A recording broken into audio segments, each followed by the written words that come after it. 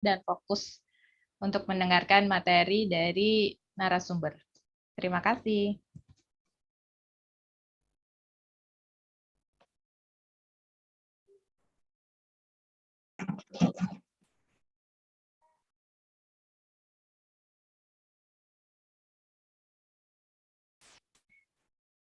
Baik, selamat datang Bu Ismayanti.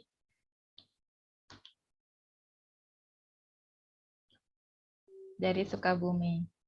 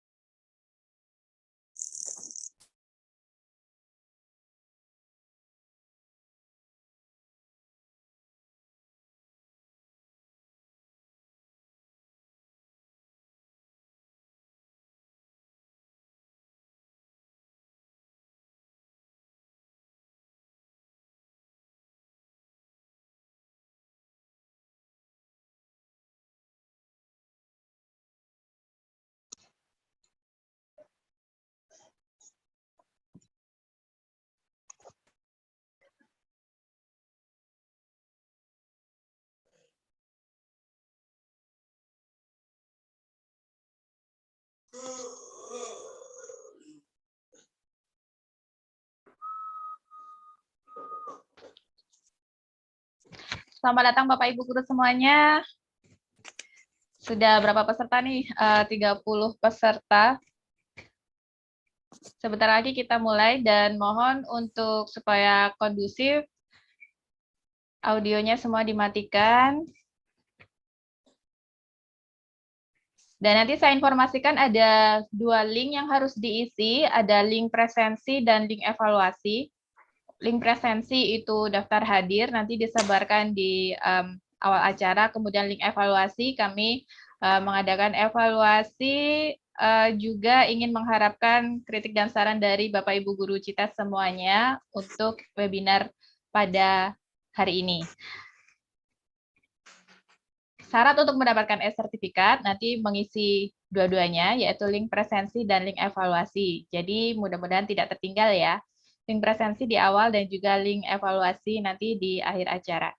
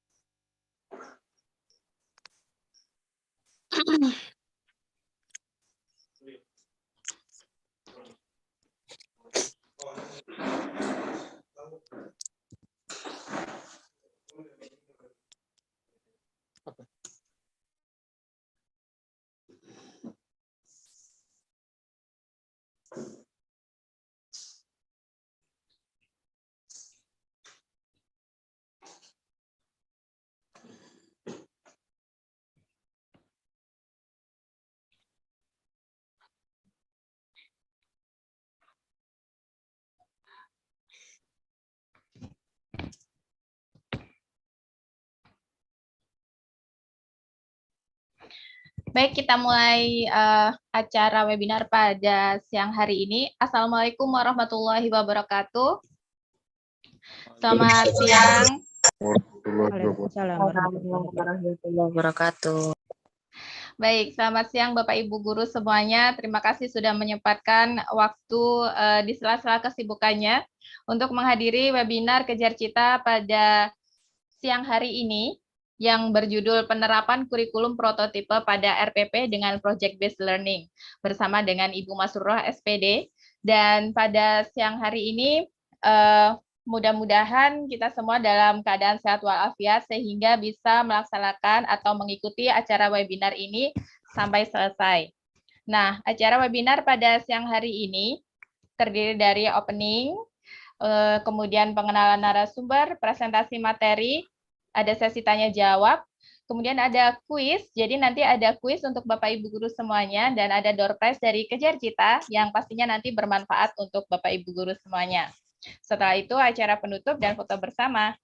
Saya ingatkan kembali untuk mengisi link presensi dan link evaluasi nanti karena untuk mendapatkan e-sertifikat adalah peserta yang mengisi link presensi dan link evaluasi. Baiklah, pada siang hari ini narasumber kita adalah Ibu Masruroh. Ibu Masruroh SPD ini beliau merupakan guru bahasa Inggris di SMP Proklamasi Balongbendo sekaligus merangkap menjadi wakil urusan kesiswaan di SMP tersebut. Beliau ini adalah lulusan S1 Universitas Muhammadiyah Surabaya, jurusan Pendidikan Bahasa Inggris, dan sekarang sedang melanjutkan S2 Magister Pendidikan Bahasa Inggris di STKIP PGRI Sidoarjo. Baik, kepada seluruh peserta webinar dimohon untuk mematikan audio supaya acara webinar pada siang hari ini berjalan dengan lancar dan fokus.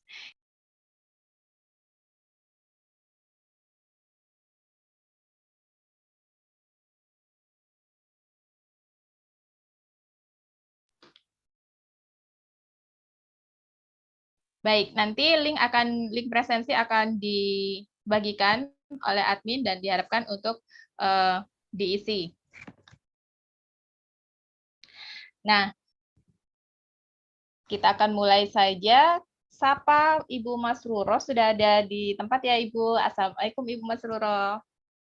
Waalaikumsalam warahmatullahi wabarakatuh, Mbak Ima. Apa kabar ini Bu Ruroh? Panggilannya Bu Ruroh ya?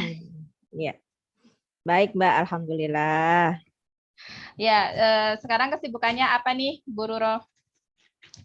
Ya, untuk kegiatan mengajar seperti biasa Mbak, karena anak-anak sudah mulai pertemuan tatap muka 100%, jadi aktivitas sudah lumayan padat, apalagi kegiatan kesiswaan yang memang sudah agak berjalan mulai normal ya, seperti sedia kala. Kemudian juga lagi jalan untuk ini guru penggerak juga dan kesibukan kuliah S2 juga. Oh iya, Bu Ruroh ini juga calon guru penggerak yang sedang melaksanakan pelatihan ya Bu ya, sedang menjalani pelatihan. Dan ya, benar. Pelatihannya 9 bulan ya Bu ya, dan ini sedang on progress. Wah, sibuk ya, sekali sepertinya ya. Baiklah Bapak Ibu Guru Cita semuanya, presentasi dari narasumber akan segera dimulai.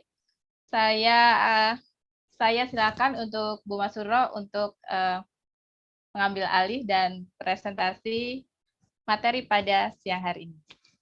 Oke, terima kasih Mbak Ima.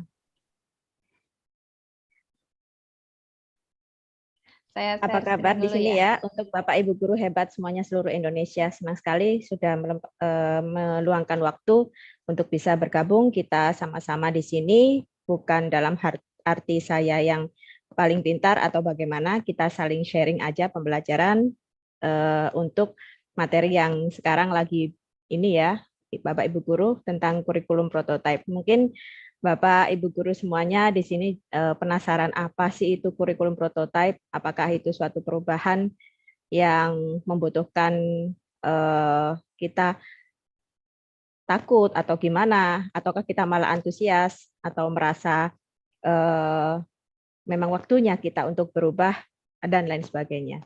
Baiklah, kali ini saya akan mulai saja ya. Kita mulai dulu dengan ucapan bismillah. Bismillahirrahmanirrahim. Penerapan kurikulum prototipe pada rencana pelaksanaan pembelajaran atau RPP dengan Project Based Learning atau PJBL, kita kenalnya sebagai salah satu bentuk metode pembelajaran. Nah, kali ini kebetulan saya mengampu di sekolah menengah pertama atau SMP, jadi konteksnya saya akan menjelaskan porsi saya di SMP. Next, Mbak Ima. Untuk mereview kembali, untuk merefresh kembali, di sini ada 3 topik bahasan yang akan kita sharing untuk webinar pada hari ini, yaitu tentang kurikulum prototipe sendiri, nanti ada review sebentar, kemudian penerapan pada RPP-nya dengan Project Based Learning ini, dan mengulas tentang kebijakan penerapan kurikulum prototipe di satuan pendidikan atau di sekolah Bapak Ibu masing-masing. Next.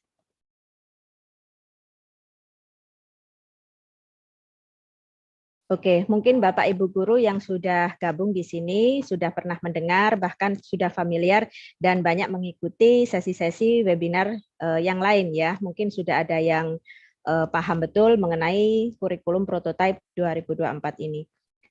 Sebenarnya apa sih kurikulum prototipe ini? Istilah ini mulai kita dengar atau mulai booming dan sering kita dengar akhir-akhir ini karena kita memang dihadapkan dengan berbagai macam kebijakan yang diambil oleh pemerintah, karena kita sebelumnya pasti sudah mengenal ada kurikulum K13, ada KTSP, kemudian ada kurikulum PJJ, dan sekarang ini adalah prototipe ya. Kurikulum prototipe disebut juga dengan kurikulum merdeka atau kurikulum paradigma baru. Jadi kurikulum ini hadir sebagai penyempurna daripada kurikulum sebelum-sebelumnya yang sudah pernah kita pakai sebagai salah satu bentuk kebijakan pemerintah dengan tujuan untuk membuat kita perubahan lebih baik ya ke depannya. Itu sih tujuan sebenarnya. Dan latar belakangnya karena kita menginginkan adanya pemulihan pembelajaran setelah pandemi ini. Sudah 20 tahun Indonesia ini mengalami krisis pembelajaran ya Bapak Ibu guru. Banyak murid yang bersekolah tapi hanya sedikit pembelajaran yang terjadi di sekolah. Krisis itu diperparah dengan adanya kondisi pandemi COVID-19 ini yang menjadikan adanya learning loss.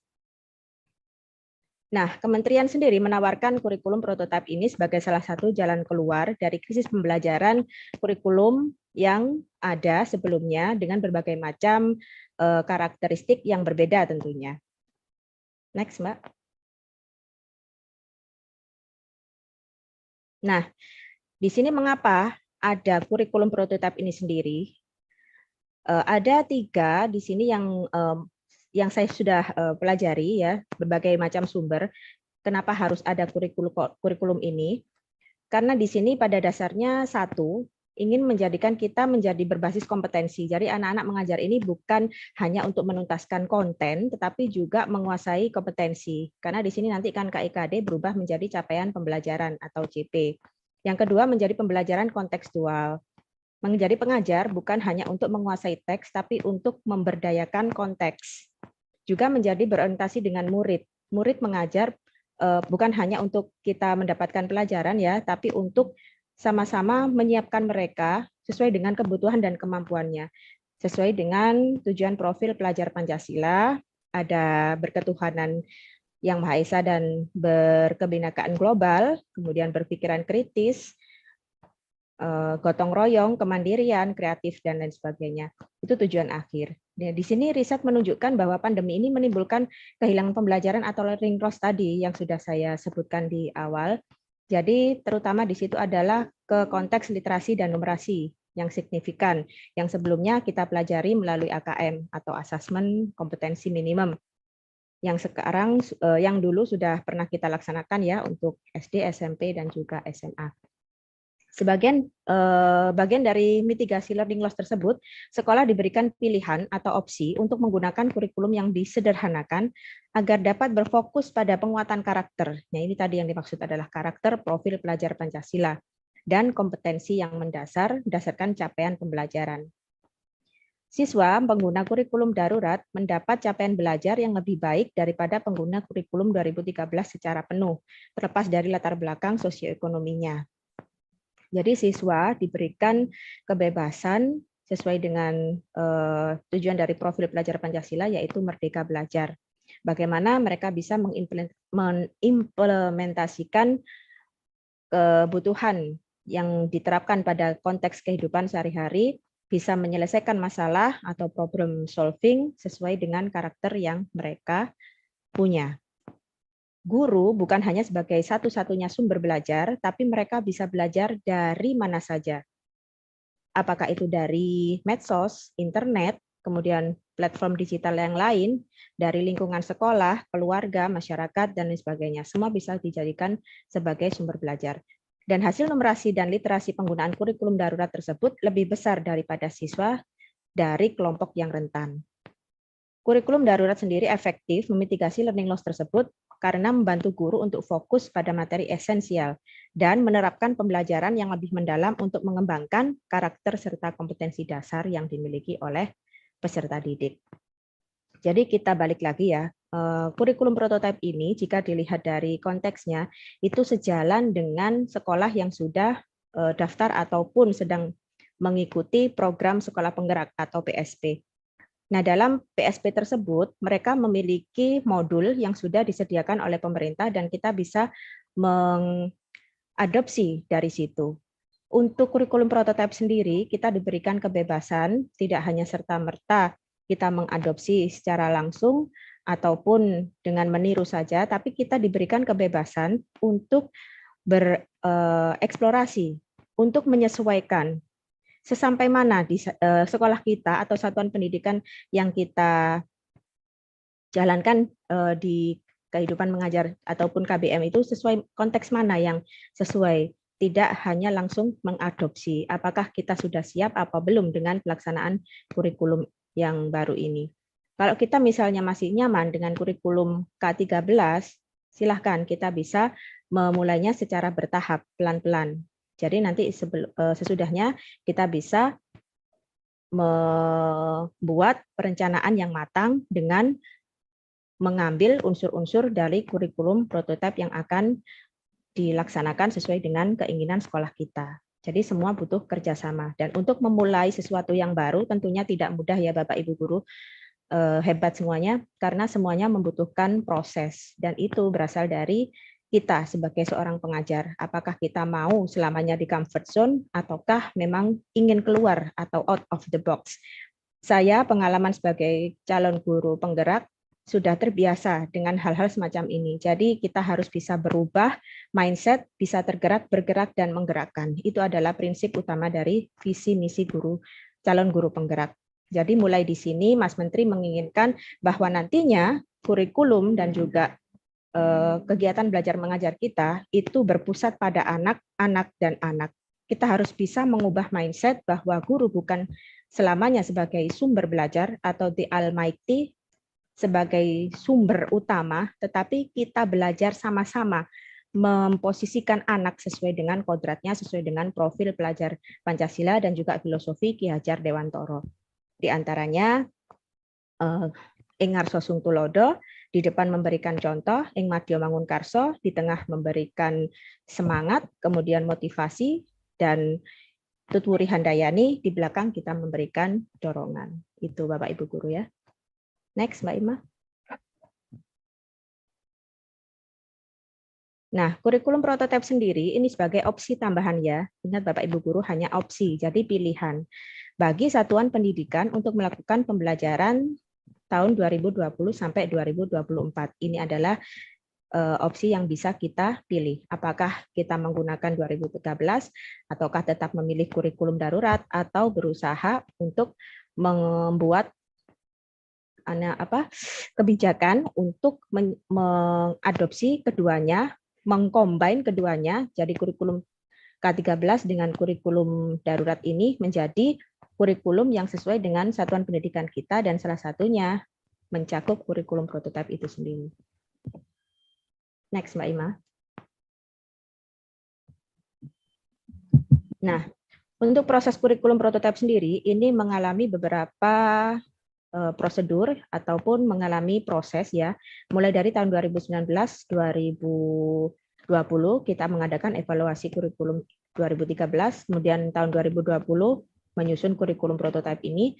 2021 sampai 2022 kita uji coba terbatas dan perbaikan kurikulum prototipe melalui program sekolah penggerak dan program SMK PK atau Sekolah Menengah Kejuruan Pusat Keunggulan. Tahun 2022 sampai 2024 ini perbaikan lebih lanjut melalui penerapan di sekolah penggerak dan juga SMK PK dan sekolah atau madrasah lain yang berminat. Jadi untuk PSP sendiri itu kan kita mengajukan atau daftar. Kalau sudah sesuai dengan kriteria, memenuhi persyaratan, baru kita bisa menjalankan program sekolah penggerak ini. Nah, di dalam sekolah penggerak itu sendiri, itu jika memiliki calon guru penggerak akan lebih bisa terakomodir dengan baik karena kita sevisi. Jadi di dalam sekolah penggerak itu seorang guru penggerak akan bisa menggerakkan komunitas yang lain untuk mewujudkan pembelajaran yang berbasis proyek yang akan kita kupas untuk pertemuan kali ini. Next, Mbak Ima.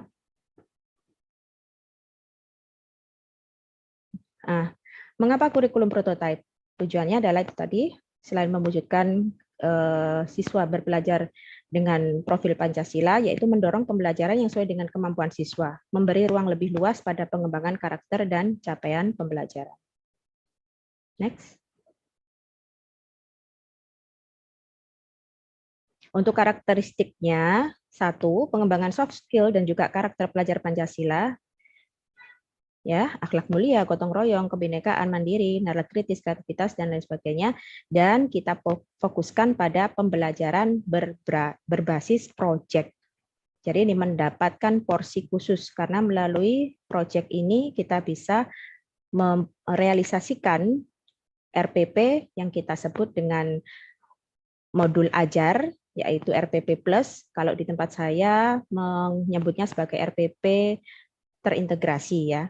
Yang kedua, fokus pada materi esensial, materi yang pokok, sehingga ada cukup waktu untuk melaksanakan pembelajaran yang mendalam bagai kompetensi dasar sebagai bentuk penerapan budaya literasi dan numerasi. Yang ketiga adalah fleksibilitas bagi guru untuk melakukan pembelajaran yang sesuai dengan kemampuan murid dan melakukan penyesuaian dengan konteks dan muatan lokal. Jadi di sini fleksibilitasnya kita diberikan kebebasan untuk membuat RPP terintegrasi sesuai dengan apa yang menjadi materi esensial bagi guru yang bersangkutan dan juga bisa memasukkan unsur kebudayaan lokal. Nah, dalam implementasi proyek tadi kita bisa menarik atau membuat materi-materi esensial bisa lintas jenjang, lintas mata pelajaran, bahkan disesuaikan dengan materi yang ada di semester tadi.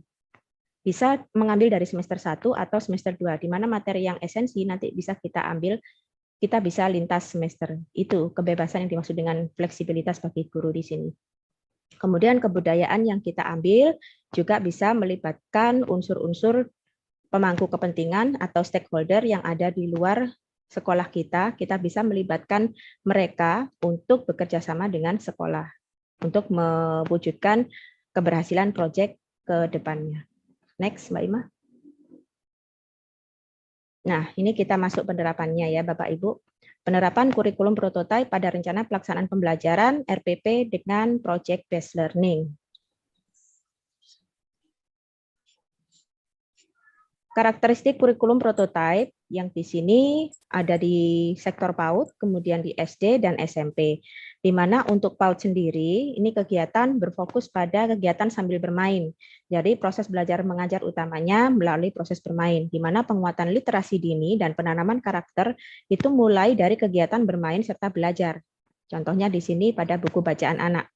Kemudian fase fondasi yaitu meningkatkan kesiapan bersekolah. Jadi anak PAUD dibekali dengan kemampuan cukup mengenalkan saja untuk literasi dan numerasi, bukan untuk memaksa mereka untuk calistung atau belajar membaca, menulis, menghitung.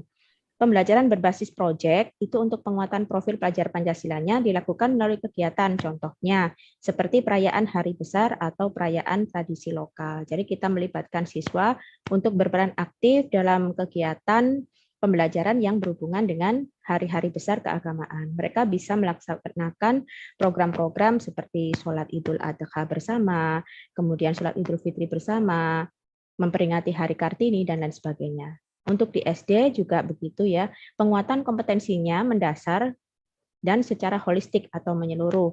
Untuk memahami lingkungan sekitar, maka mata pelajaran IPA dan IPS nanti akan digabung menjadi satu, yaitu IPAS. Integrasinya secara computational thinking dalam mata pelajaran Bahasa Indonesia, Matematika, dan IPAS tersebut. Jadi kita mulai mengadaptasi kemampuan TIK atau Teknologi Informasi dan Komputer. Jadi anak-anak akan terbiasa dengan penggunaan gadget karena kita selama pandemi kemarin sudah terbiasa dengan dunia informasi dan teknologi.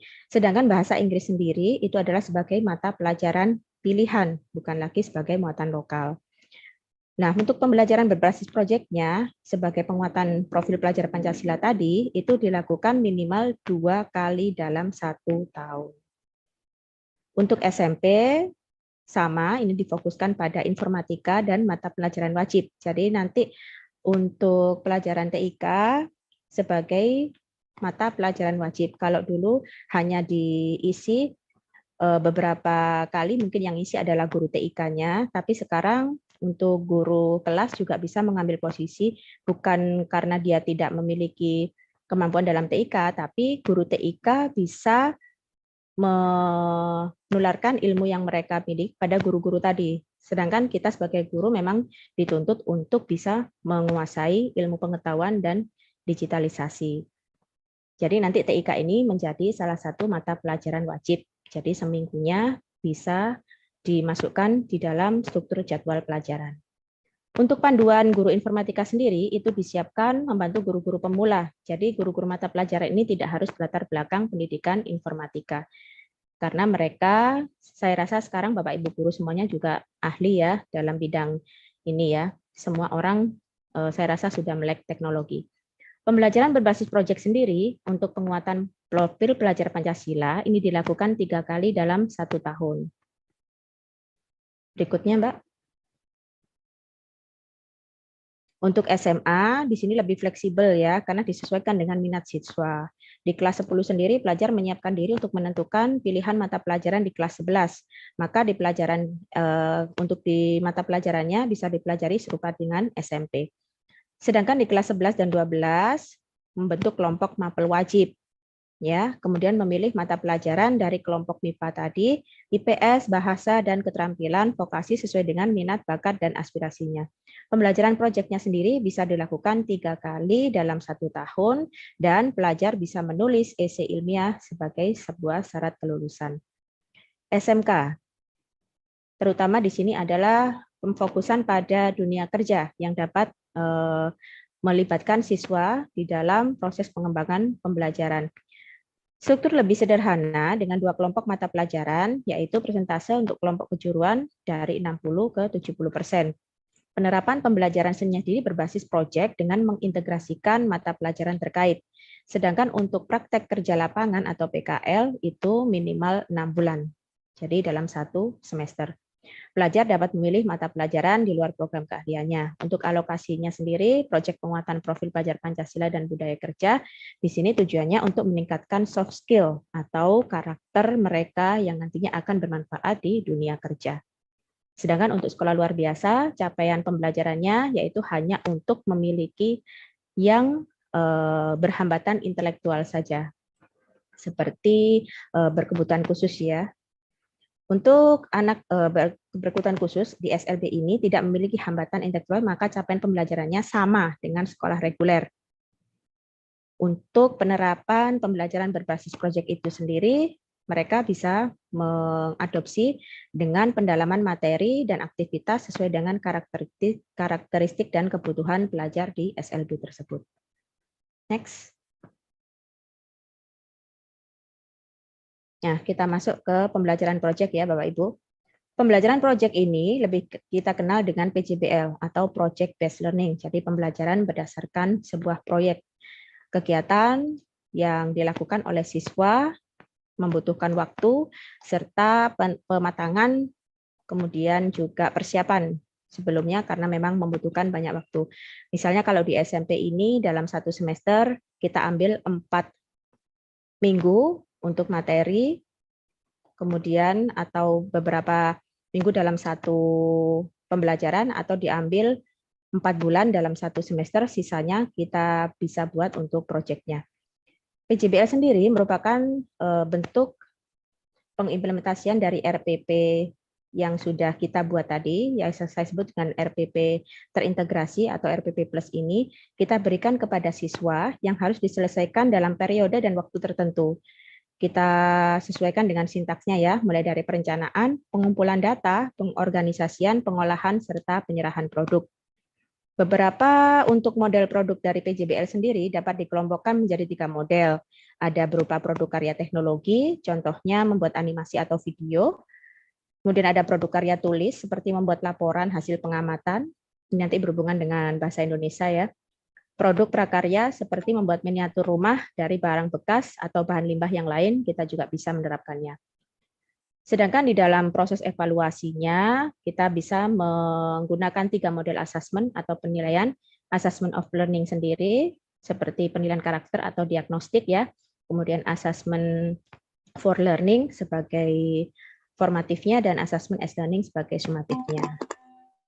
Contoh proyek yang sudah dipraktekkan di sekolah saya, yaitu di SMP Proklamasi, kita sudah membuat perencanaan yang matang dengan mengumpulkan beberapa guru mata pelajaran, kita diskusi, memilih waktu yang tepat dengan melibatkan kepala sekolah dan juga unsur-unsur yang lain, kita berdiskusi bersama. Jadi kita membuat suatu proyek.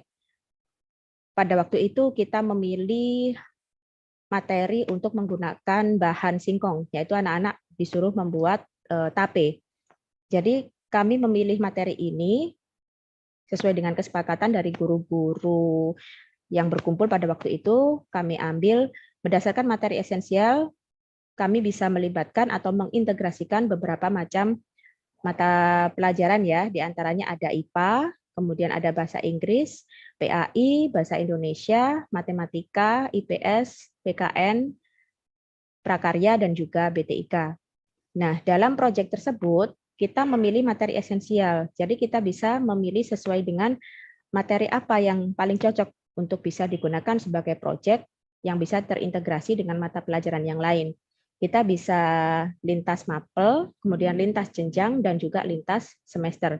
Contohnya kalau pembuatan tape dari bahan singkong tersebut, anak-anak ini nanti tujuan akhirnya kan melakukan kegiatan bazar nih. Nah, jadi mereka menjual hasil olahan produk dari singkong tersebut, dari tape itu ya, dengan membuat berbagai macam produk. Ada yang dibikin jus, ada yang bikin donat, roti, gorengan, dan lain sebagainya. Jadi kita memberikan kesempatan kepada mereka untuk belajar dan juga melakukan proyek sesuai dengan kreativitas mereka. Ternyata antara satu mata pelajaran dan mata pelajaran yang lain ini bisa terintegrasi Bapak Ibu. Jadi melalui pembuatan tape tersebut bisa terintegrasi dengan mapel IPA. Jadi kita ambil dari RPP untuk bioteknologi konvensional, ini masuk ke kelas 9, ke semester genap. Kemudian mata pelajaran bahasa Inggris, ini masuk prosedur teks, juga masuk di kelas 9 ya, semester 1.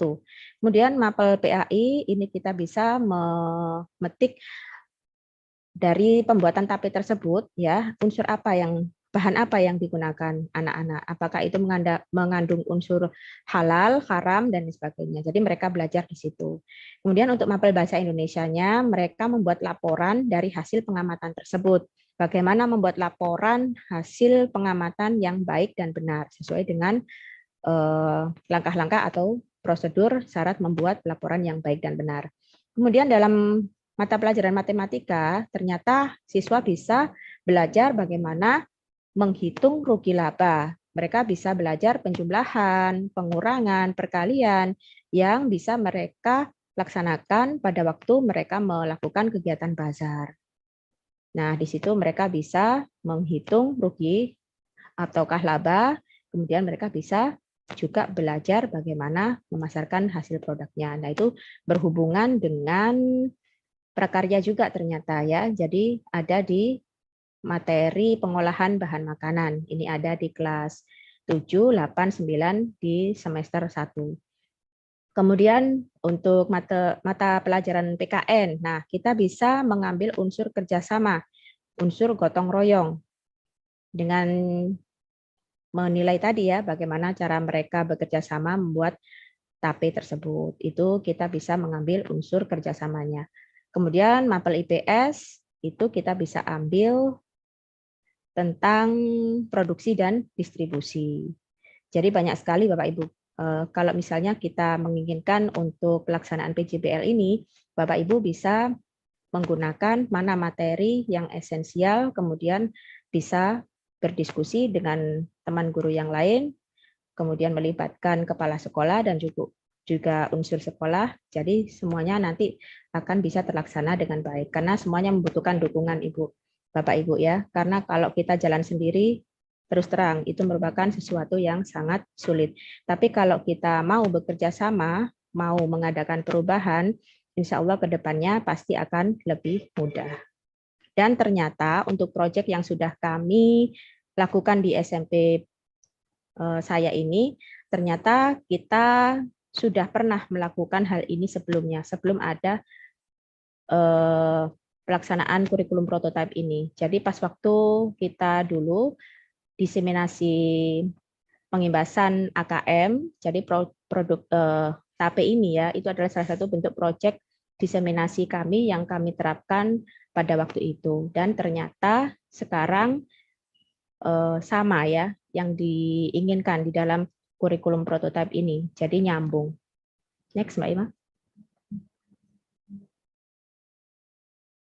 Nah, di sini adalah bentuk RPP-nya, Bapak Ibu. Kalau kami menyebutnya sebagai RPP plus atau RPP terintegrasi. Mungkin kalau dari pemerintah ya, untuk kurikulum prototipe ini sudah disediakan modul atau bahan ajar.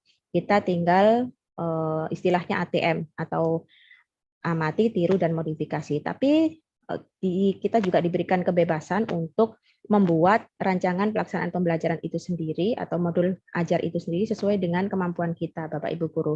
Juga disesuaikan dengan kemampuan atau karakteristik siswa, juga sekolah, sesuai dengan satuan pendidikan yang Bapak Ibu Guru mampu pada saat ini. Jadi kita diberikan kebebasan.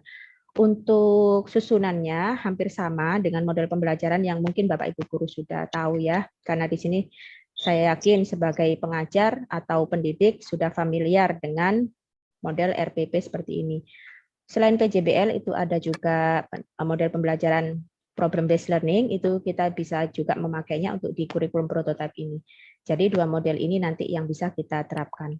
Kalau problem based learning kan kita gunakan untuk sumber masalahnya sudah bisa kita florkan ke anak-anak. Jadi mulai sintaksnya kita kenalkan sesuai dengan RPP yang biasa kita buat. Sedangkan untuk PJBL ini sendiri, nanti kita ambil saja capaian pembelajaran yang dirasa paling esensial dan bisa diterapkan untuk terintegrasi dengan mata pelajaran yang lain. Apakah terlihat jelas ini Bapak Ibu ya?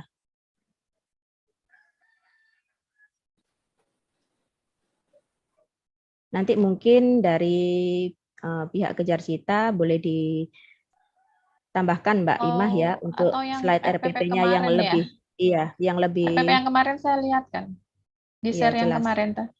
Iya. Sebentar.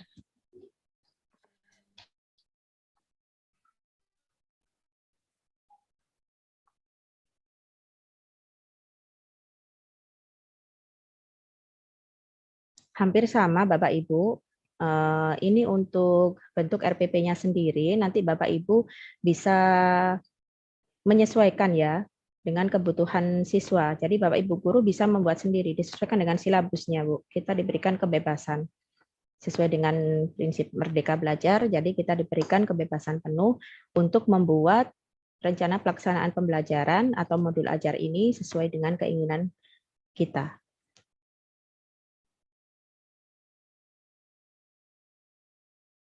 Bisa, Mbak Ima? Sebentar, yang RPP-nya kemarin ya, Bu ya? Iya, yang Word, Mbak. Yang Word aja ya, sebentar. Iya.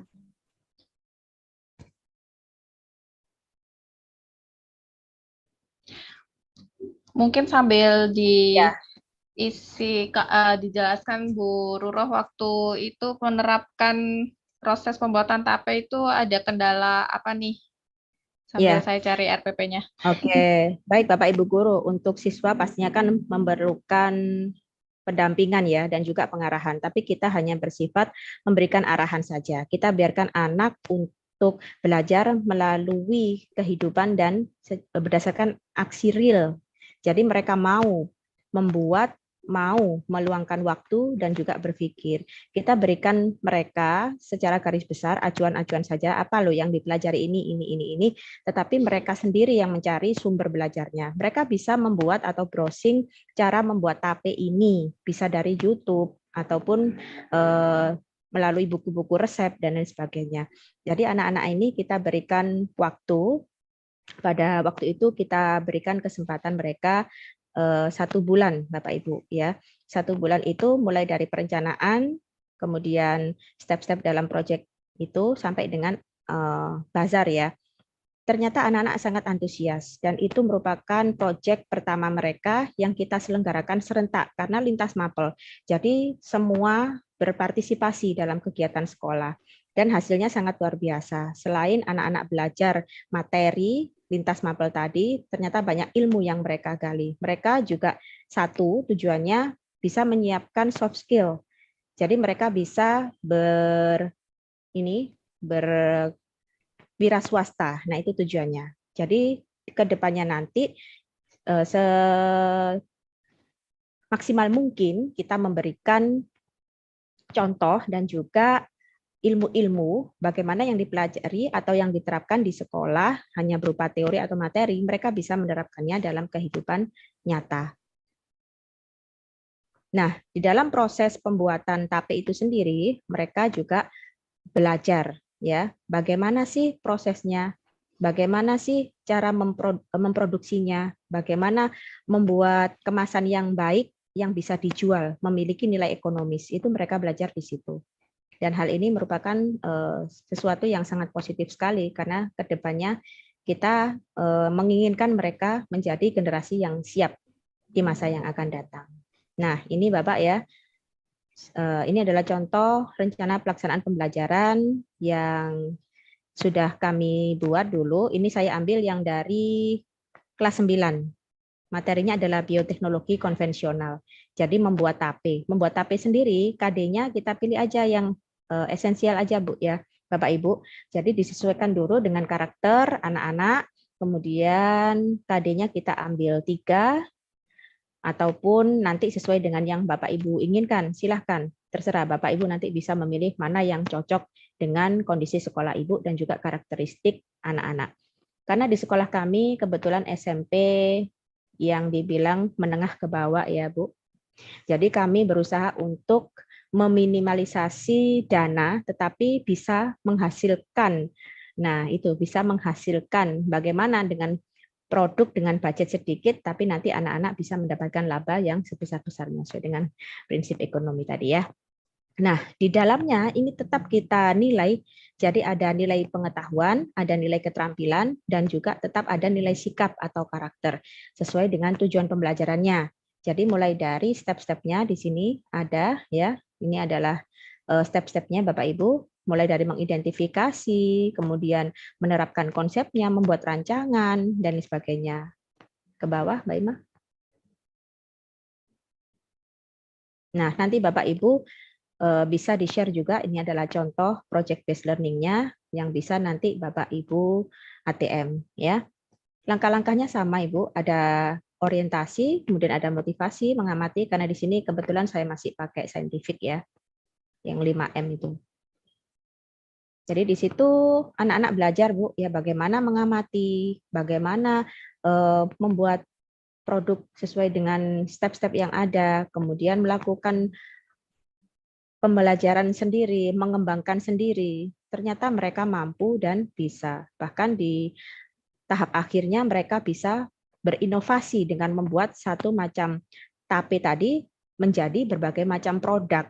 Jadi bagaimana mereka membuat donat tape, roti tape, gorengan tape, jus tape, dan lain sebagainya. Di situ anak-anak belajar sendiri, Bu. Kita guru hanya memberikan arahan saja, kita mengawasi. Ternyata anak-anak kalau dibiarkan, diberi space yang luas dalam mengeksplorasi kemampuan, ternyata mereka bisa dan mampu. Ini yang disebut dengan kita mengoptimalkan profil pelajar Pancasila. Salah satunya adalah ini ya. Jadi mereka mandiri. Ke bawah, Mbak Ima.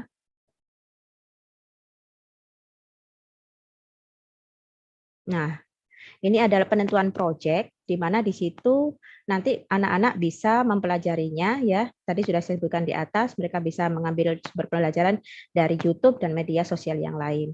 Mereka tuliskan di situ apa nama hasilnya, kemudian produk bioteknik konvensionalnya berupa apa. Di sini siswa bersama guru saling bekerja sama memilih serta menentukan proyek yang akan dilaksanakan nanti. Yang kedua yaitu perancangan penyelesaian proyek. Ada LKPD, atau worksheet anak-anak di sini ya, kita berikan mereka guide atau tuntunan gimana sih cara membuat proyek tersebut mulai dari awal sampai akhir, mulai dari bahan, alat yang digunakan, langkah kerja, pembahasan proyek, kesimpulan, dan lain sebagainya. Next, Mbak Ima. Nah, menyusun jadwal pelaksanaan proyek ini kita sepakati bersama ya. Jadi mulai kegiatannya, waktunya kita tentukan selama 1 bulan bisa dilakukan di rumah masing-masing. Nanti kalau misalnya siswa merasa kesulitan, mereka bisa berdiskusi atau bertanya jawab kepada guru yang mendampingi. Jadi nanti kita bekerjanya sesuai dengan kelompok. Mereka bisa tanya ke guru mapel yang lain. Tidak hanya guru prakarya saja, tapi guru-guru yang mata pelajarnya bisa terintegrasi, mereka bisa menanyakan langsung. Penyelesaian proyeknya, jadi peserta didik di sini diminta melaksanakan proyek pembuatan produk tape tersebut, bisa membantu, bisa membutuhkan di sini misalnya kalau dari guru bisa, kemudian dari orang tua juga bisa, atau melaksanakan tanya di sekitarnya, misalnya tanya orang tua ataupun kegiatan UMKM yang ada di sekitar sekolah, ataupun tanya kepada orang-orang yang memang sudah bisa. Jadi mereka selain melakukan pekerjaan sendiri, mereka juga bisa menggunakan metode wawancara. Jadi mereka mengambil sumber dari orang-orang, misalnya nenek mereka ya, yang bisa membuat tape. Itu jadi mereka bisa langsung belajar dari neneknya. Next, Mbak Ima.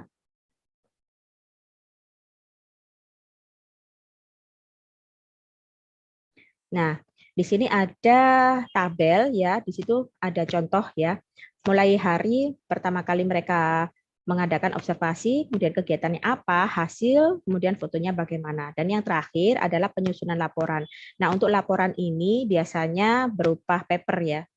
Nanti bisa sharing dengan guru bahasa Indonesia masing-masing.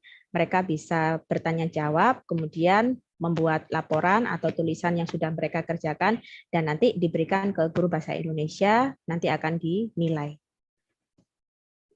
Untuk hasilnya, laporan tersebut akan disimpan di perpustakaan dan digunakan sebagai ini sarana prasarana. Jadi menambah koleksi buku bacaan yang ada di perpustakaan. Dan hasilnya nanti mereka bisa pelajari, bisa baca sama-sama ya.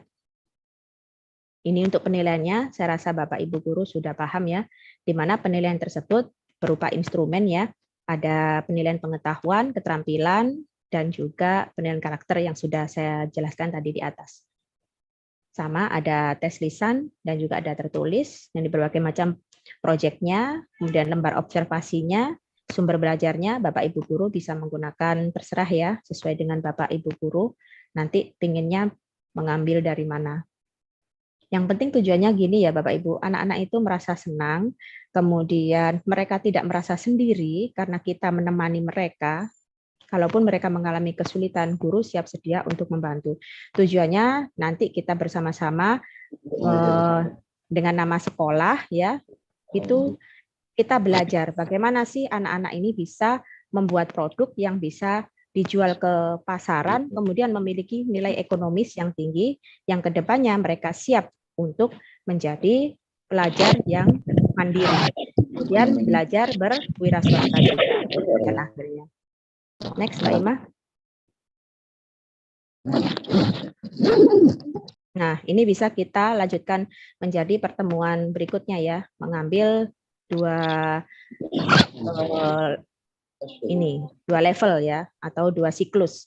Untuk yang RPP pertama kita berikan, untuk RPP kedua dalam waktu 1 bulan. Itu berarti anak-anak melaksanakan 2 kali siklus, 2 kali RPP. Karena waktunya memang kita sepakati 1 bulan.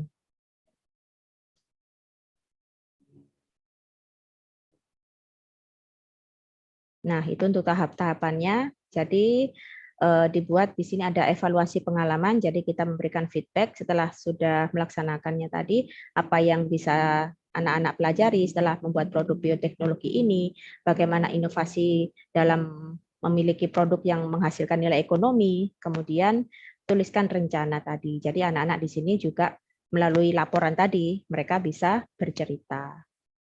Dan sebagai kegiatan penutupnya, seperti biasa ya, kita bisa melakukan tanya jawab, recalling, ataupun memberikan feedback. Apa saja kendala yang dihadapi oleh anak-anak, bagaimana perasaan mereka, dan rencana ke depannya seperti apa.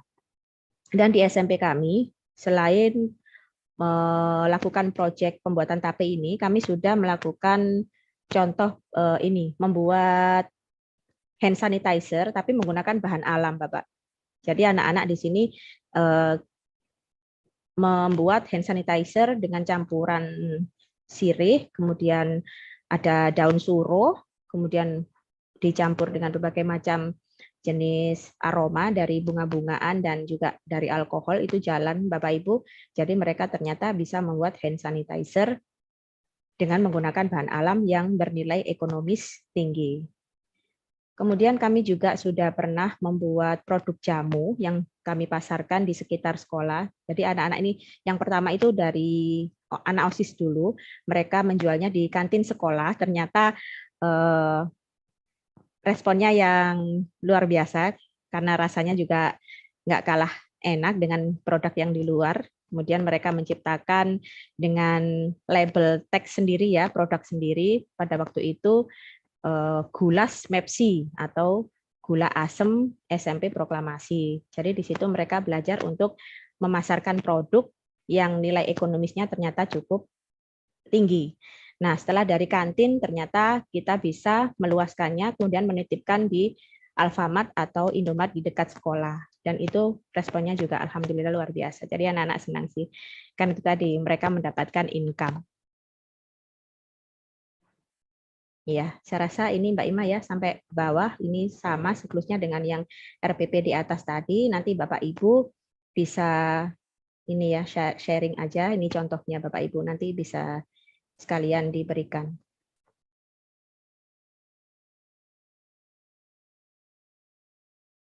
Nah, ya ini adalah step-stepnya. Kemudian di akhir juga ada ini Mbak Ima, contoh laporannya ya. Jadi kalau prosedurnya itu saya rasa untuk guru bahasa Indonesia itu yang lebih paham. Jadi di situ ada contoh cover, kemudian mulai pendahuluan, daftar isi, dan seterusnya ya. Kemudian pada waktu presentasi, anak-anak ini juga ada nilainya juga ya Bapak Ibu, karena nilainya di sini juga mempengaruhi bagaimana hasil presentasi yang mereka kerjakan. Dinilai oleh Bapak Ibu guru masing-masing. Kalau dalam prosedur teks, jadi mereka membuat presentasi di depan dengan menggunakan bahasa Inggris. Bahan-bahan apa saja yang dibutuhkan, kemudian langkah-langkahnya bagaimana, cara mengolahnya bagaimana, presentasi, kemudian penyajian produknya bagaimana, itu nanti mereka terutama dalam speaking-nya nanti akan dinilai oleh guru mapel bahasa Inggris. Dan semuanya ini saling kerjasama ya Bapak Ibu, tidak bisa kita berjalan sendiri. Jadi untuk memulai suatu proyek yang melibatkan mata pelajaran terintegrasi, ini kita memang membutuhkan waktu, keinginan untuk membuat sesuatu yang lain daripada yang lain, makanya disebut dengan RPP Plus, karena banyak plus-plusnya di situ.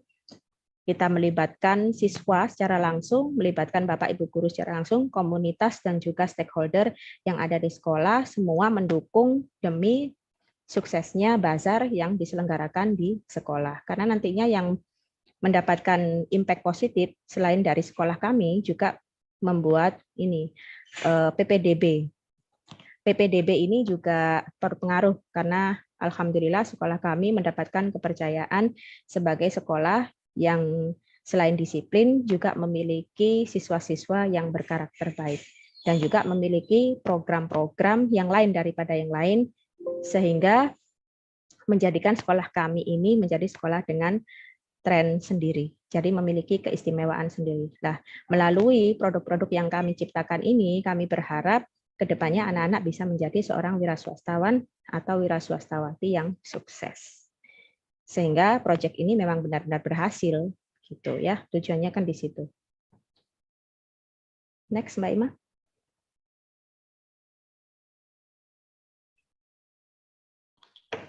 Kembali ke PowerPoint ya, Bu? Iya, kembali ke PowerPoint-nya. Ya, sebentar.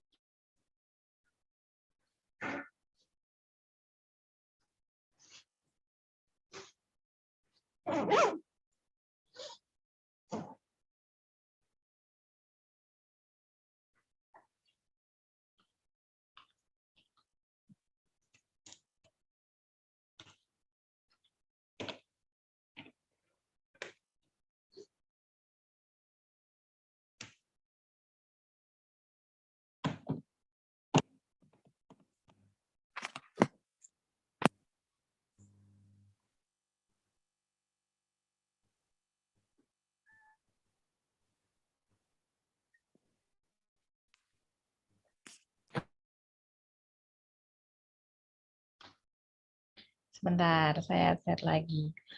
Bapak Ibu guru nanti boleh tanya ya. Setelah ini kita ada sesi tanya jawab. Ini sambil saya siapkan lagi PowerPoint-nya. Nanti boleh sharing-sharing sama Bu Ruroh untuk mungkin sudah ada yang menerapkan juga. Dan nanti kendalanya apa dan mungkin tanya tentang laporannya atau kekurangannya atau sharing seperti apa nanti boleh ya Bapak Ibu setelah ini ada sesi tanya jawab.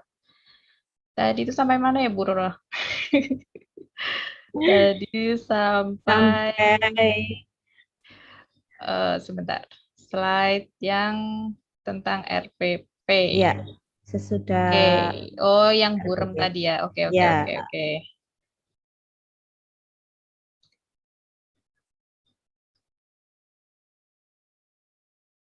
Oke, ini ketemu.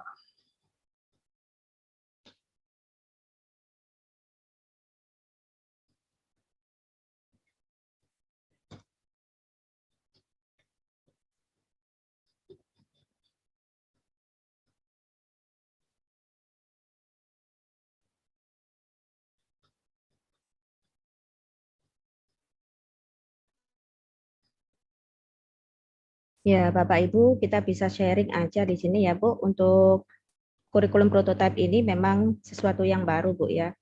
Di sekolah saya kebetulan memang mau arahnya ke sekolah penggerak, tapi ini masih dalam proses. Jadi kita masih sama-sama belajar.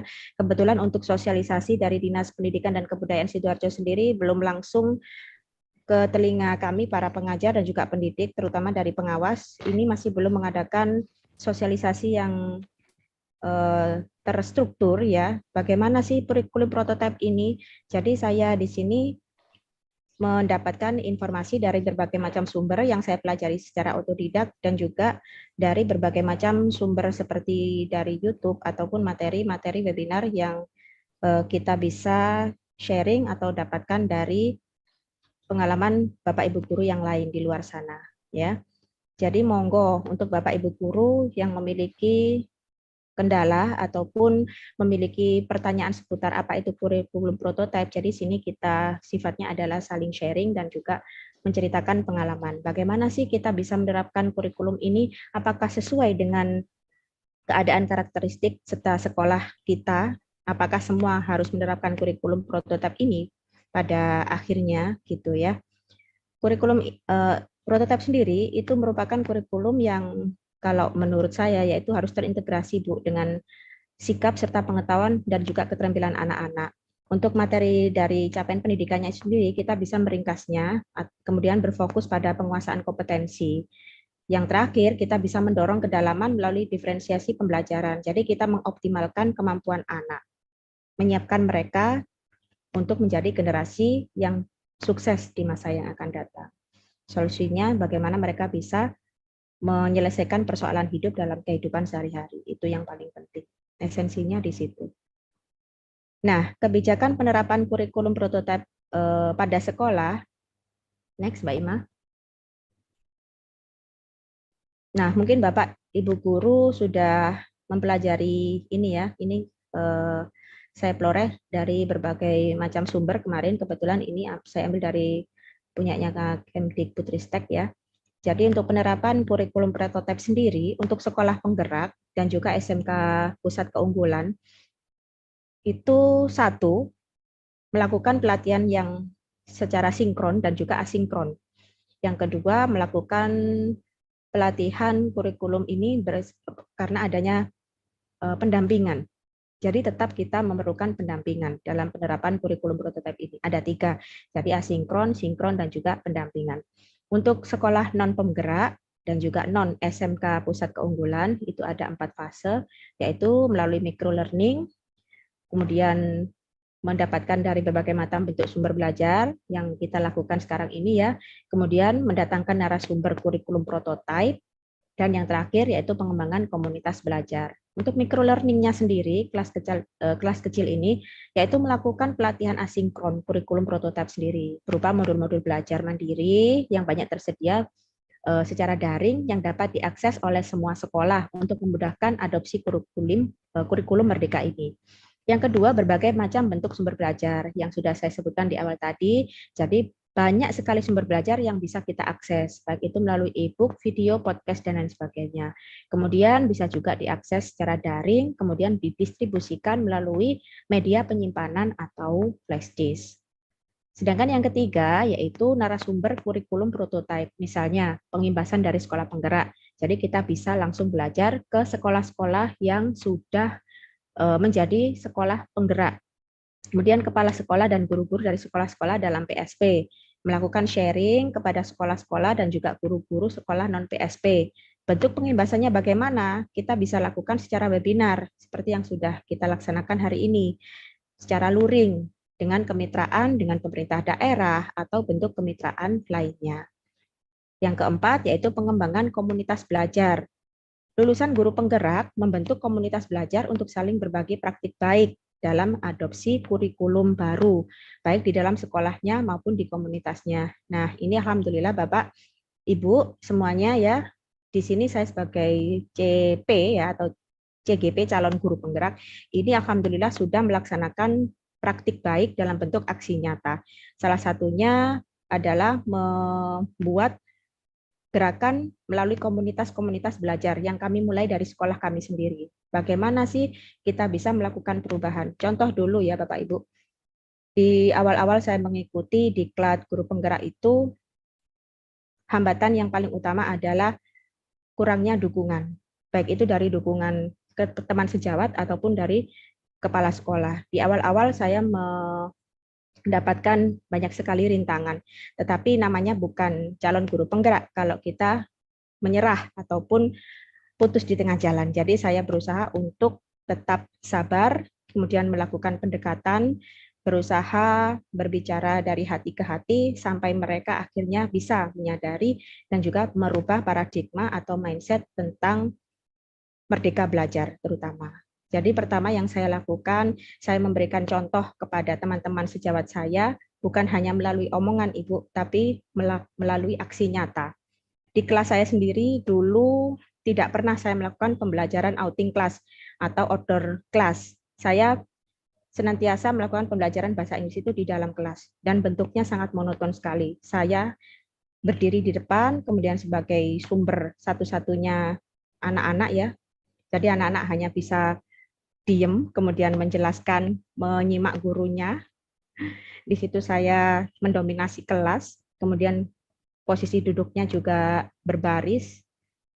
Nah, sekarang saya mulai mengubah mindset tersebut. Saya terapkan bentuk komunikasi tidak hanya dari dua arah ya Bu ya, Bapak Ibu, tapi saya menerapkan dalam bentuk kelompok. Saya mulai mengubah cara duduk mereka, kemudian memberikan mereka kesempatan untuk mengutarakan pendapat sesuai dengan aspirasi mereka. Saya tidak membatasi lagi, saya tunjuk ataupun saya mendominasi kelas, tapi saya berusaha agar mereka berani untuk mengeluarkan pendapat. Dan suatu ketika saya ajak pembelajaran di SPBU, Bapak Ibu Guru. Jadi pembelajarannya saya langsung bawa anak-anak ke SPBU dekat sekolahan. Posisi sekolah saya di ini Balong Bendo. Jadi saya ajak di situ dan kebetulan tidak terlalu jauh dari sekolah kami dan sebelumnya saya izin dulu ke kepala sekolah. Kemudian beliau mengizinkan, akhirnya saya membawa anak-anak keluar. Waktu itu saya ambil satu kelas ya, itu ada sekitar 36 siswa. Kemudian saya minta satu tenaga perpus untuk mendampingi saya. Jadi anak-anak jalan di depan, kemudian satu teman saya di belakang dan saya ada di depan.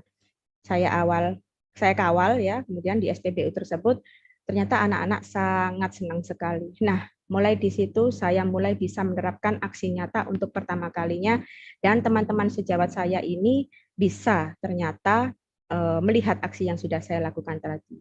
Dan mereka berusaha untuk mulai, oh ternyata ini diklat dari seorang guru penggerak. Dan mulai dari situ teman-teman saya sebagian ada yang mulai menerapkan apa yang sudah saya kerjakan. Jadi sekarang pembelajarannya tidak monoton di dalam sekolah ya Bapak Ibu. Mereka terbiasa belajar untuk di sawah, kemudian belajar di Indomaret, belajar di mana saja. Ternyata anak-anak memang lebih masuk materinya di situ.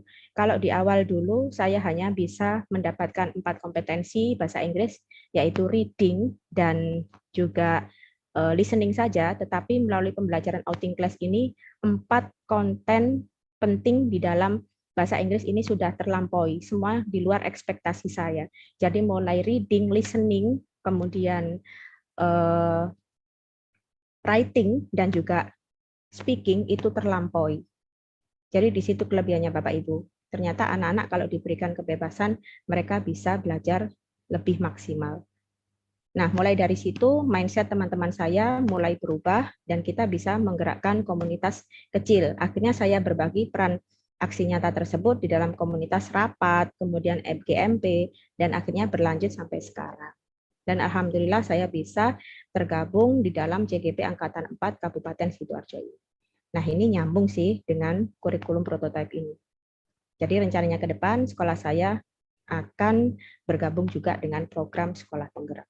Nah, untuk adopsi kurikulumnya sendiri dapat dilakukan secara bertahap ya Bapak, Ibu. Pilihan pertama, jika di pelatihan tahun pertama, ini kita belum bisa menerapkannya, kita bisa melakukan di tahun kedua.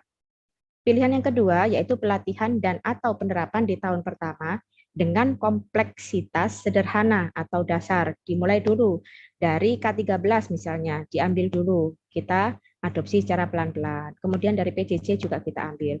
Nah, baru di pilihan ketiga yaitu pelatihan dan atau penerapan di tahun pertama tapi dengan kompleksitas yang sedang. Nah, dari pilihan 1, 2, 3 nanti diharapkan kita siap untuk mengadopsi kurikulum prototipe ini. Next, Mbak Ima. Adopsi kurikulum sendiri dapat dilakukan melalui dua tahapan ya. Yang pertama di sini untuk tahap bertahap ya. Yang di sini untuk yang pertama ada 1, 2, 3, 4. Mulai dari tahap 1 kompleksitas sederhana, kemudian bisa ditingkatkan lagi menjadi kompleksitas dasar, ditingkatkan lagi menjadi kompleksitas sedang, dan yang terakhir kompleksitas tinggi. Ini kita sesuaikan dulu ya. Yang pertama mengikuti contoh dulu, kemudian modifikasi, kalau sudah baru melibatkan warga sekolah dan juga masyarakat, dan yang terakhir yaitu melakukan pengembangan sesuai konteks satuan pendidikan dengan pelibatan secara lebih luas. Next, Mbak Ima.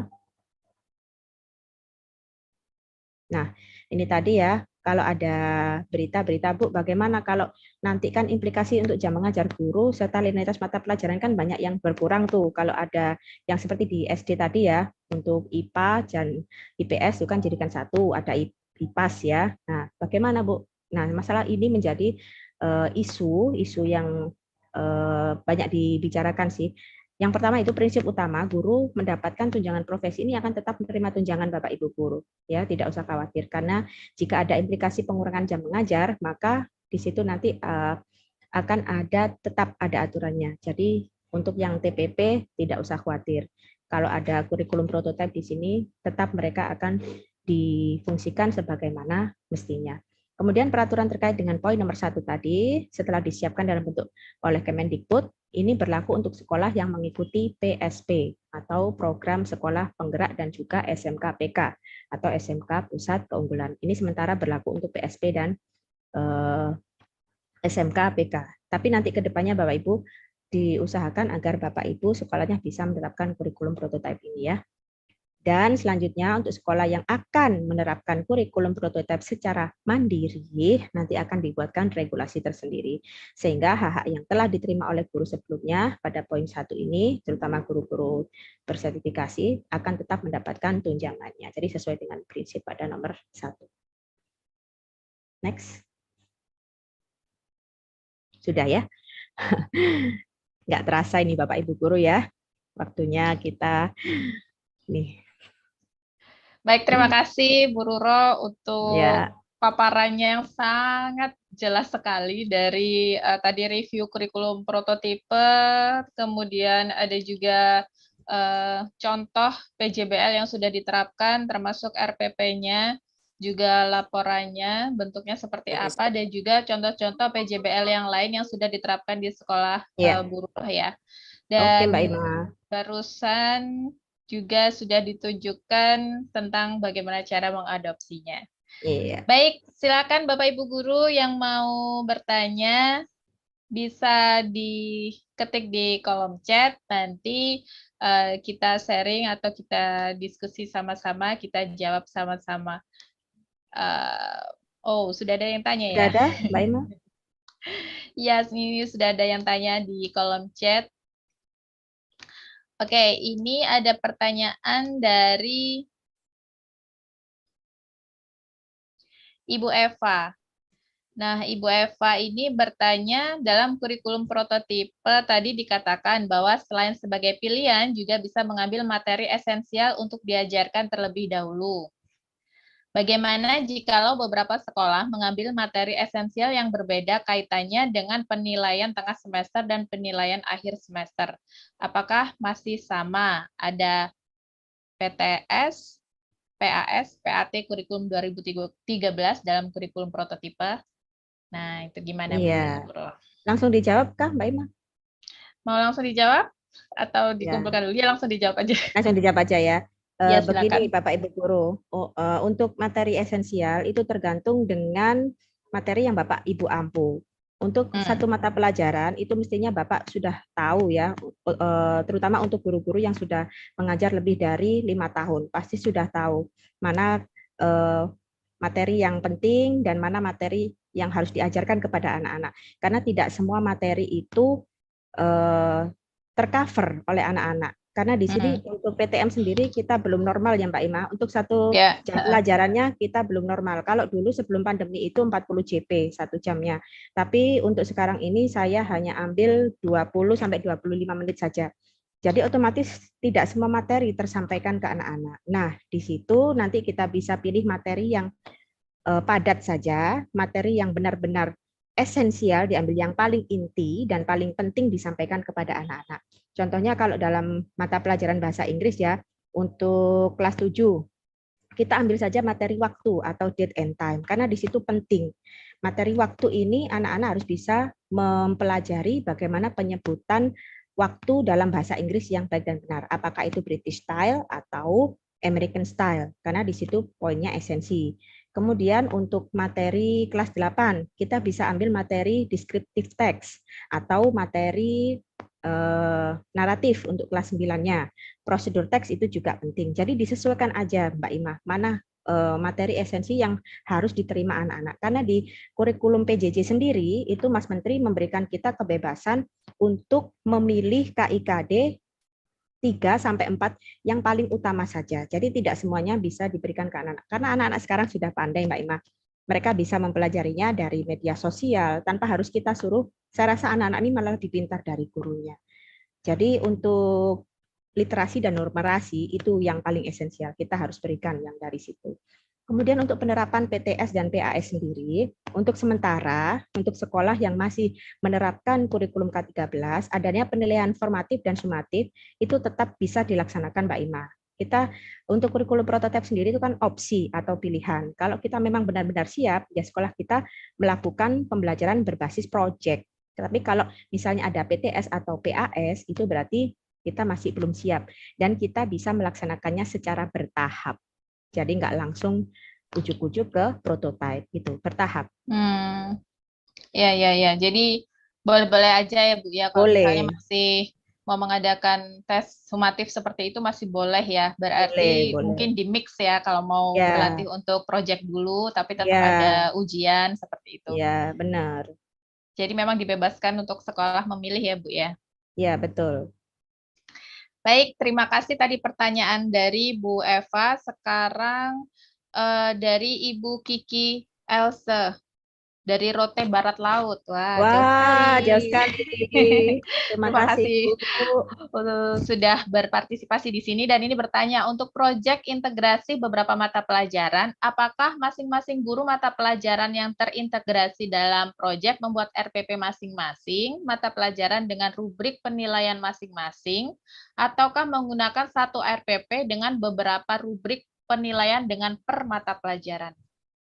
Ya, untuk RPP-nya sendiri, karena tadi di awal kita sudah berdiskusi, jadi untuk instrumen maupun bentuknya itu sesuai dengan mapel masing-masing. Cuman materinya kita ambil saja materi yang sesuai atau yang masuk dengan produk atau project yang masuk tadi. Misalnya kalau IPA, ya ambil aja materi yang sesuai dengan project yang kita laksanakan. Misalnya kalau bioteknologi ya bioteknologi. Kemudian kalau bahasa Inggris yang masuk ya prosedur teks gitu Mbak Ima.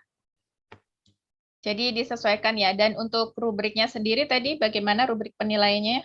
Ya, sesuai dengan rubrik penilaian yang biasa dipakai untuk RPP biasanya. Berarti masing-masing pelajaran? Iya, masing-masing pelajaran.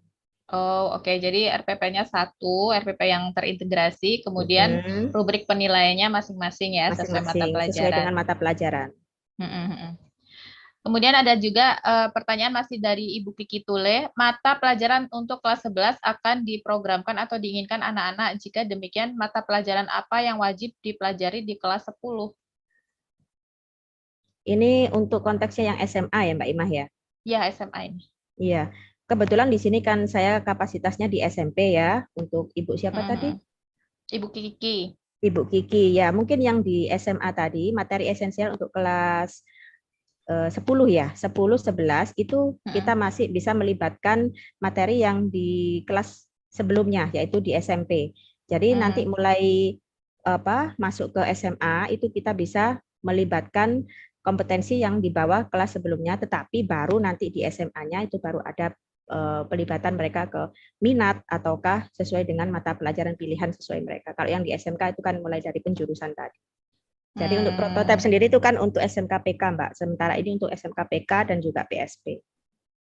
Gitu ya. Iya. Baik, jadi menggunakan mata pelajaran sebelumnya atau kompetensi sebelumnya ya. Ya, kompetensi sebelumnya di kelas sebelumnya. Terima kasih Bu Kiki. Kemudian untuk selanjutnya dari Bapak Aditya Pramayuda, izin bertanya, saya mahasiswa STIA Banten. Konsep kurikulum ini bagus dan sangat relevan dengan perkembangan global. Masalahnya, apakah sumber daya manusia atau guru di Indonesia mampu menerapkan ini? Bukannya pesimis, tapi melihat kenyataannya dari kurikulum sebelumnya seperti KBK, KTSP, K13 saja tidak bisa berjalan dengan baik dan guru banyak yang mengajar dengan cara konvensional. Masih balik ke cara konvensional. Nah, bagaimana nih tanggapannya Bu Ruro? Ya, gini Mas ya, kalau kita menginginkan suatu perubahan, memang itu tidak mudah. Tidak mudah kita membalikkan telapak tangan. Tapi kita kembalikan lagi ke esensi kita atau tujuan kita sebagai guru. Kita adalah guru yang mau untuk belajar sepanjang hayat, mau untuk berubah. Kalau dari diri kita sendiri tidak mau berubah, kita juga tidak akan pernah berubah. Kalau misalnya dari kurikulum sebelumnya, memang banyak sekali kelebihan dan kekurangannya. Tetapi melalui pergantian kurikulum tersebut diharapkan nanti kita bisa menciptakan atau bisa memberikan warna yang lebih baik untuk pendidikan di Indonesia. Jadi misalnya kalau kembali lagi SDM-nya, ya kembali lagi ke SDM-nya masing-masing, Mas. Ya, kalau saya sebagai seorang calon guru penggerak, saya harus bisa memaksimalkan. Jadi limitnya itu istilahnya kalau sudah ada batas, saya bisa nerobos batas tersebut. Harus bisa karena memang saya orangnya haus akan pelajaran dan mau untuk berubah. Jadi itu balik lagi ke Bapak Ibu guru masing-masing ya. Jadi sebenarnya bukan salah kurikulumnya ya. Iya. Jadi kurikulum itu sebenarnya memberikan pilihan-pilihan dari melihat Betul. perkembangan yang ada, kemudian dievaluasi muncul kurikulum. Jadi sebenarnya menteri kita atau menteri kita itu memberikan kurikulum baru atas dasar evaluasi sebelumnya ya, bukan terpengaruh Benar. oleh SDM-nya ya Bu ya. Iya, kalau misalnya mau SDM-nya kita mau untuk berusaha, mau untuk menjadi SDM yang berkualitas, ya kita harus bisa mengubah mindset itu tadi, Mas. Kurikulum jangan dibuat sebagai satu beban, jadi kita harus melaksanakannya, gitu. Oke. Ada lagi yang ingin bertanya atau ingin sharing tentang mungkin pernah melaksanakan PJBL, jadi kita ada inspirasi untuk proyeknya. Oh, ada lagi Ya. nih dari Bapak Teguh Adi Nugroho. Setiap sekolah dapat mengatur sendiri tahapan pencapaian KBM. Bagaimana nasib anak yang terpaksa pindah sekolah? Tidakkah dia kesulitan menyesuaikan diri? Ya, untuk KBM sendiri, Pak, kegiatan belajar mengajar itu disesuaikan dengan kemampuan serta karakteristik daripada siswa. Kalau misalnya untuk siswa yang resign ataupun mutasi ke luar satuan pendidikan yang lain, itu dia juga harus bisa mengadaptasi dan beradaptasi dengan lingkungan yang baru. Ya, untuk KBM sendiri, sekolah tetap memiliki visi dan misi yang sudah berlaku atau sudah berjalan. Nah, penerapannya di sini adalah bagaimana si siswa tersebut bisa mengadaptasi dengan secepatnya agar bisa beradaptasi dengan pembelajaran serta KBM yang berlaku di satuan pendidikan dia yang baru.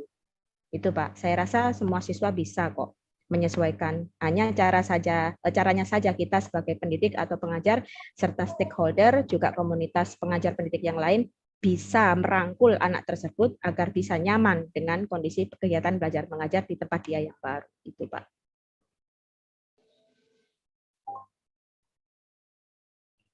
Baik, terima kasih Bu Ruro atas Ya. jawabannya. Sepertinya sudah cukup. Sudah tidak Ya. ada pertanyaan lagi. Oke. Oh ya, tidak ada pertanyaan lagi. Baik, terima kasih yang sudah bertanya. Terima kasih jawabannya. Salam dari Pulau Rote. Salam dari Pulau Rote Salam dari Mas balik, Kiki. Ibu. Sukses Bu Kiki. Jam berapa ini di sana, Bu Kiki? Jam berapa di sana ya? Jam 5 di sini. Jam Oh, 5. jam 5. Oh, Oke. iya, iya. Semangat Bu Kiki. Terima kasih Semangat, sudah Bu Kiki. berpartisipasi. Iya, terima Baik, kasih. terima kasih untuk yang sudah bertanya. Saya rasa sesi tanya jawab sudah kita tutup. Nanti kita ketemu Bu Ruro lagi di sesi kuis. Nanti ada kuis, jangan kemana-mana dulu. Dan juga nanti ada link evaluasi yang harus Bapak Ibu Guru Cita isi untuk mendapatkan e-sertifikat. Terima kasih Bu Ruro. Nanti kita ketemu lagi di sesi kuis. Terima kasih. Oke. Baik, Bapak Ibu Guru Cita, itulah tadi pemaparan materi dari Bu Ruro. Nanti kalau misalnya ada yang tertinggal atau ingin mendengarkan kembali, ada di link YouTube kita. Nanti saya share di grup WhatsApp atau juga grup komunitas. Nanti ada link YouTube yang bisa dilihat lagi, diputar kembali jika Bapak Ibu Guru ingin mencari atau ingin mendalami lagi yang tadi sudah disampaikan oleh Bu Ruro. Dan sebentar lagi kita akan masuk sesi kuis. Sesi kuis nanti Bu Ruro akan memberikan 3 pertanyaan yang berhubungan dengan materi tadi. Sebelumnya kita dengarkan dulu acara selanjutnya yaitu pemaparan atau perkenalan kejar cita dari Kak Epin karena nanti hadiah dari door prize atau kuis nanti berhubungan sama Kejar Cita nih. Nah, Bapak Ibu guru yang ada di seluruh Indonesia pasti ingin tahu dong Kejar Cita itu sebenarnya seperti apa dan event-eventnya nanti seperti apa, kontribusinya di pendidikan seperti apa. Nanti kita dengarkan dulu dari Kak Epin. Silakan Kak Epin. Baik, terima kasih Kak Ima dan Bu Masruroh dan Bapak atau Ibu Guru semua. Wah, saya juga nih yang ikut mendengarkan dari tadi, ikut mendapatkan ilmu dan saya juga sedikit takjub nih dengan Bapak atau Ibu Guru yang nggak pernah mau berhenti dan untuk terus mencari tahu dan terus belajar mengenai kurikulum ini. Nanti semoga pelaksanaannya bisa berjalan lancar ya Bapak atau Ibu Guru ya. Amin. Amin. Amin, Ya. amin, Mbak Epin. Iya, baik. Mungkin saya mohon izin, Bapak atau Ibu Guru, saya ingin sedikit memperkenalkan tentang Kejar Cita mengenai platform dan sosial media yang kita miliki. Nah, nanti semoga ini bisa bermanfaat ya untuk Bapak atau Ibu Guru semua, karena Kejar Cita terus memberikan informasi mengenai pendidikan di Indonesia. Nah, baik, mungkin saya izin share screen sebentar. Nah, baik Bapak atau Ibu Guru, mungkin untuk Bapak atau Ibu Guru nih yang baru pertama kali kenal Kejar Cita. Kejar Cita itu apa sih? Ya, jadi Kejar Cita merupakan salah satu platform pendidikan berbasis teknologi yang mana kita terus mendukung guru dan sekolah untuk menciptakan pembelajaran yang efektif dan optimal. Kita memiliki LMS atau Learning Management System, kita juga ada blog dan akun sosial media lainnya. Nah, ini adalah tampilan LMS dari kejarcita.id. Di sini Bapak atau Ibu Guru bisa lihat ya tampilan awal Kejar Cita. Nah, nanti Bapak atau Ibu Guru yang mau merasakan fitur-fitur dari kejarcita.id bisa daftar terlebih dahulu jika belum memiliki akun, atau kalau sudah memiliki akun bisa langsung masuk saja. Ini saya sedikit beritahu apa saja yang ada di Kejar Cita. Nah, ini adalah tampilan Bapak atau Ibu Guru ketika login di akun kejarcita.id. Jadi tampilannya agak berbeda nih Bapak atau Ibu Guru dari sebelumnya. Mungkin kalau Bapak atau Ibu yang setia nih menggunakan LMS Kejar Cita merasakan hal ini ya. Jadi dalam fitur ini kami sudah memudahkan Bapak atau Ibu Guru untuk melakukan kegiatan pembelajaran mulai dari rencanakan hingga evaluasi. Mungkin sedikit saya perkenalan. Dalam fitur dashboard ini adalah tampilan untuk melihat progres Bapak atau Ibu Guru selama menggunakan LMS Kejar Cita. Jadi tujuan kita yaitu untuk membentuk nih Bapak atau Ibu Guru yang cerdas, inovatif, dan transformatif. Seperti itu. Nah, nanti Bapak atau Ibu Guru yang aktif menggunakan akun Kejar Cita akan mendapatkan poin. Jadi poin ini nantinya secara otomatis bertambah seiring Bapak atau Ibu Guru sering menggunakan LMS Kejar Cita, seperti itu. Nah, pada tampilan dashboard, di sini Bapak atau Ibu Guru bisa mengubah profil, lalu di bagian favorit ini adalah konten-konten yang Bapak atau Ibu Guru suka ya, mulai dari soal, kuis, video, dokumen, tanya jawab, dan juga RPP, seperti itu. Lalu di bagian rencanakan. Nah, di bagian rencanakan ini, Kejar Cita menyediakan bank RPP atau kumpulan RPP dari semua jenjang ya, mulai dari SD sampai SMA untuk semua mata pelajaran dan metode yang inovatif. Mulai dari literasi sampai contextual teaching learning, termasuk project-based learning juga ya Bapak atau Ibu Guru. Nah, selain bank RPP dari Kejar Cita, Bapak atau Ibu Guru juga bisa buat RPP sendiri. Jadi, Kejar Cita tidak menutup kreativitas Bapak atau Ibu Guru semua nih. Tetapi kita ingin mendukung dengan memberikan kemudahan kepada Bapak atau Ibu Guru. Misalnya kalau mau buat RPP, tinggal klik aja di sini buat RPP. Nah, jadi template-nya sudah ada ya Bapak atau Ibu Guru. Jadi Bapak Ibu tinggal isi konten-kontennya aja nih, mulai dari judul, tujuan pembelajaran, pendahuluan kegiatan inti, lalu menggunakan metode pembelajaran apa, mata pelajarannya apa, dan lainnya. Nanti kalau sudah selesai, tinggal klik buat dan nanti hasil RPP-nya akan tersimpan di akun Bapak atau Ibu guru semua.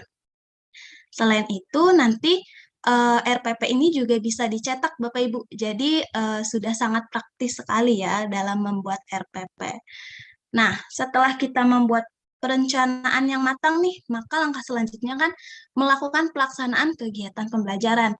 Nah, Kejar Cita juga mendukung pelaksanaan kegiatan pembelajaran dengan berbagai fitur. Di sini ada fitur kotak masuk.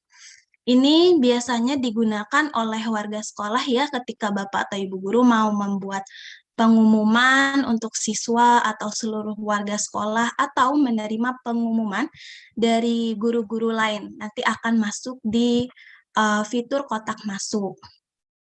Lalu ada fitur tanya jawab.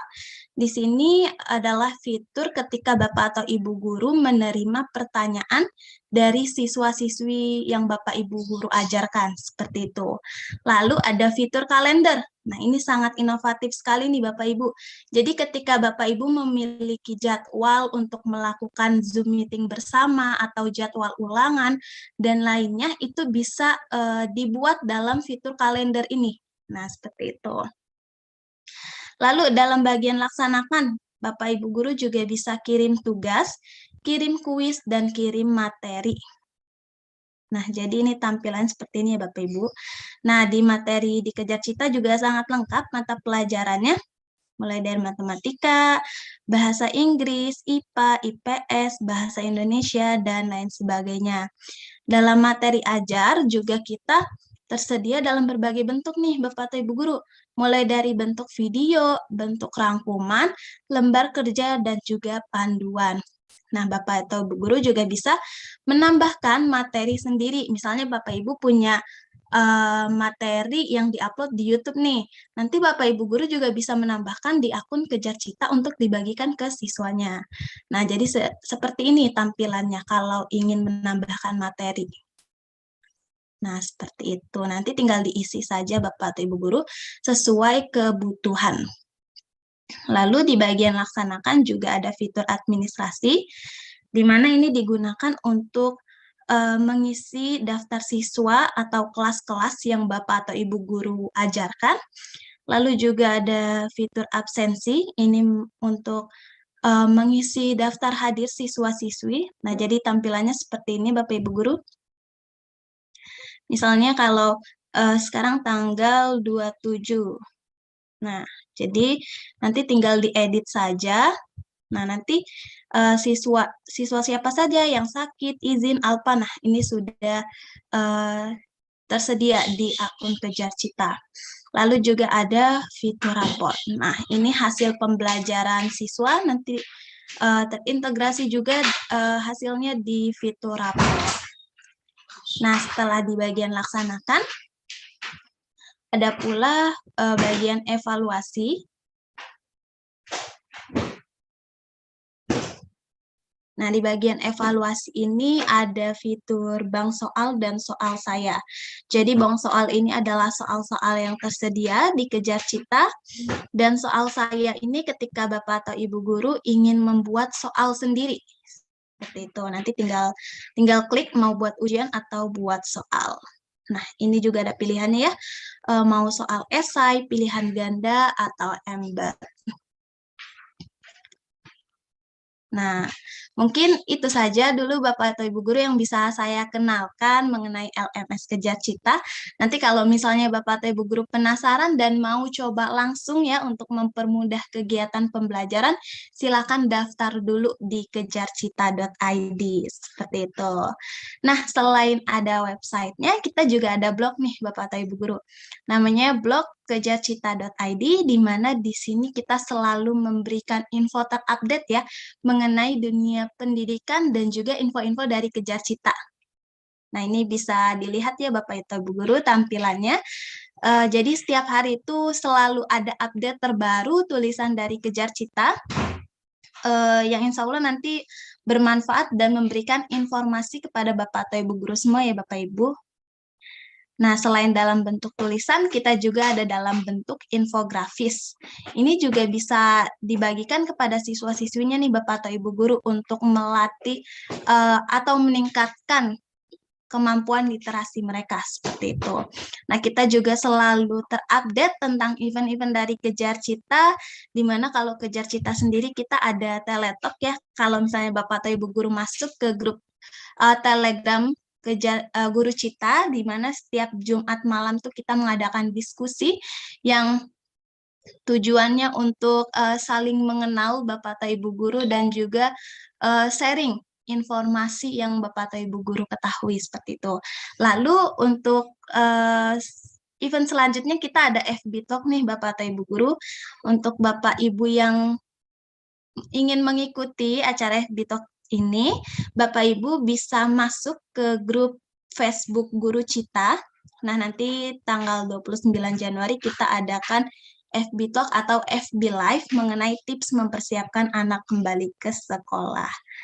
Seperti itu. Nah, itu tadi untuk blog.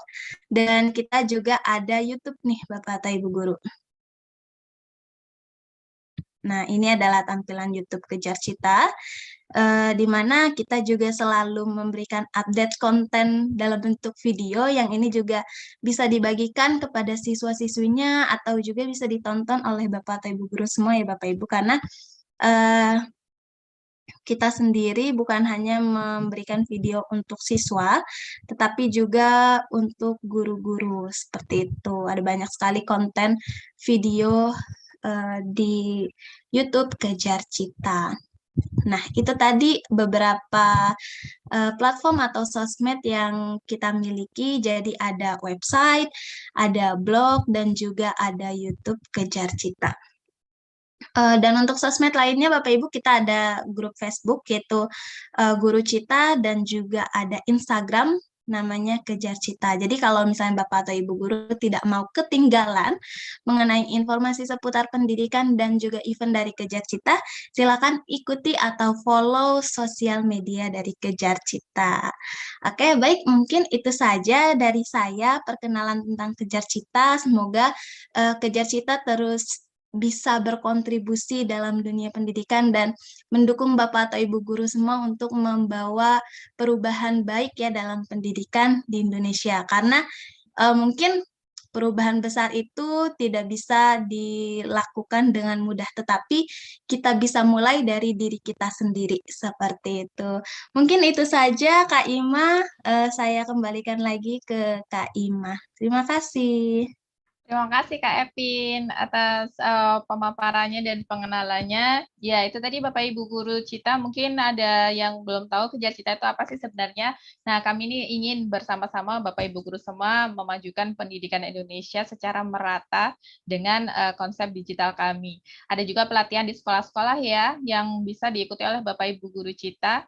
Kami datang ke sekolah untuk memberikan pelatihan-pelatihan seperti tentang media pembelajaran, atau juga RPP, dan sebagainya. Baik, nah tadi kan sudah tahu nih apa saja fitur-fitur yang ada di Kejar Cita. Untuk itu, door prize kita nanti berhubungan sama akun Kejar Cita. Ada yang mendapatkan, nanti akan ada akun premium dari Kejar Cita, dan juga ada hadiah pulsa dari Kejar Cita. Jadi siap-siap ya untuk sesi kuis berikutnya. Bu Roro akan memberikan 3 pertanyaan, dan nanti Bapak Ibu Guru Cita menjawab di kolom chat. Kita pilih yang paling cepat dan paling benar dari kolom chat. Jadi tidak usah open mic, jawabnya ada di kolom chat. Menjawabnya langsung mengetik di kolom chat. Begitu. Bagaimana Ibu Roro, apakah siap memberikan pertanyaan untuk sesi kuis ini? Oke, siap. Baik, pertanyaan pertama. Silakan Bu Roro. Oke. Posisi Anda sekarang adalah sebagai seorang pendidik dan juga sebagai seorang pengajar. Bagaimana kesiapan Anda secara pribadi? Apakah Anda sudah siap menerapkan kurikulum prototipe ini? Apakah Anda akan tetap memilih zona nyaman dengan menerapkan K13, ataukah hanya PJJ, ataukah mencampur atau mix dari kurikulum yang sudah ada dengan kurikulum prototipe ini? Itu pertanyaan pertama, Mbak Ima. Oke, dijawab dulu. Jadi ini pilihan Beserta tadi alasannya, Mbak pertanyaannya Ima ya. beserta alasannya. Beserta alasannya nanti dipilih oleh Bu Ruroh. Dipilih oleh Bu Ruroh mana jawaban yang paling benar. Jawaban kesiapan dengan alasannya. Siapnya bagaimana? Apakah siap dan alasannya seperti apa? Tadi kan sudah diperkenalkan materinya oleh Bu Ruroh dan sudah dijelaskan. Jika siap, bagaimana? Oke, kita tunggu.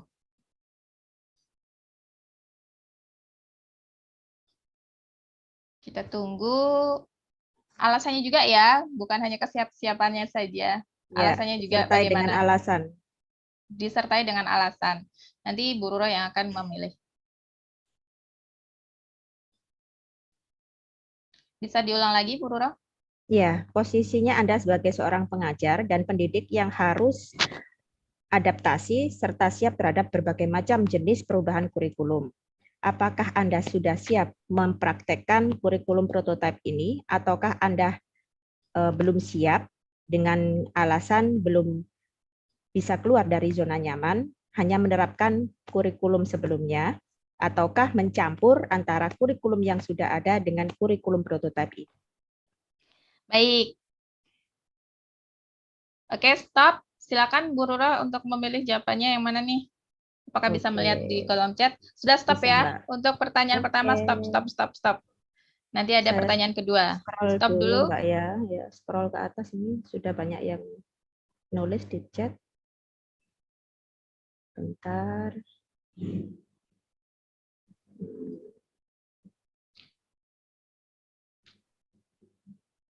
Oke, ini cukup menarik ini jawabannya. Kira-kira yang mana nih? Dari Pak Ramdhani, ya Pak Ramdhani. Ramdhani Anggi. Ramdhani Anggi ya. Ya. Ramdhani Anggi, jawabannya siap karena guru harus mau berubah dengan paradigma baru dan dapat menguasai minimal 2 model pembelajaran yaitu PJBL dan TARL, Teaching at the Right Level. Ya, cukup inovatif ya. Oke. Baik, untuk pemenang pertanyaan pertama adalah Bapak Ramdhani Anggi. Silakan untuk pertanyaan kedua. Ya, dari contoh-contoh proyek yang sudah saya terapkan di sekolah saya tadi, yang Bapak Ibu guru sudah mendengarkan ya, cukup jelas tadi. Untuk RPP terintegrasi atau RPP Plus yang sesuai dengan modul ajar kurikulum prototipe ini, ya, apakah Bapak Ibu guru semuanya lebih suka untuk ATM ataukah hanya menyadur, mengadopsi sesuai dengan modul yang disediakan oleh pemerintah, ataukah Bapak Ibu senang untuk membuat sendiri sesuai dengan kemampuan dan juga karakteristik siswa? Sama Mbak Ima juga disertai alasannya. Tentang RPP berarti ya? Ya. Ya, mau menyadur atau membuat sendiri? Ya, bikin sendiri atau ambil dari modul yang disediakan oleh pemerintah. Nah, alasannya juga ya. Ya, beserta nanti alasannya. Yang paling inovatif atau yang paling nyambung dengan kurikulum ini. Iya. Kalau misalnya PJPL ya berarti harus PJPL gitu ya. Iya. Ya maunya seperti apa? Mau bikin sendiri atau menjiplak atau mengambil dari modul? Silakan beserta alasannya. Silakan chat. Kita beri waktu 1 menit.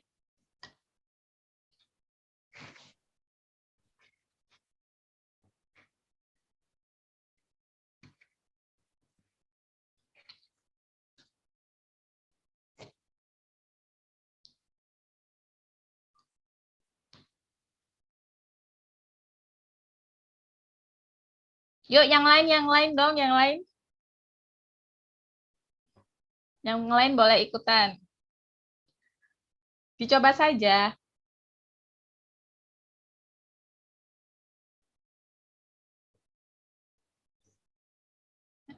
Oke, beberapa detik lagi. Ayo, yang lain. Beserta alasannya.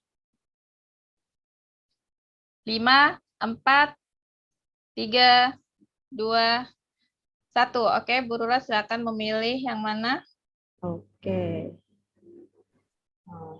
Kira-kira alasannya yang bagus yang mana? Oke, stop. Untuk pertanyaan kedua, stop. Sudah terakhir, terakhir siapa tadi? Bu Nani ya? Oke, silakan Ya. Bu Ruro untuk Oke. sampai Bu Nanik tadi. Bu Nanik.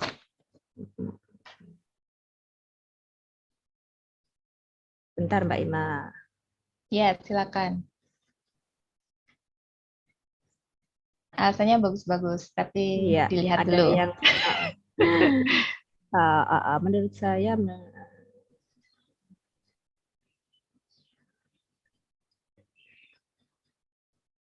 Bu siapa ini?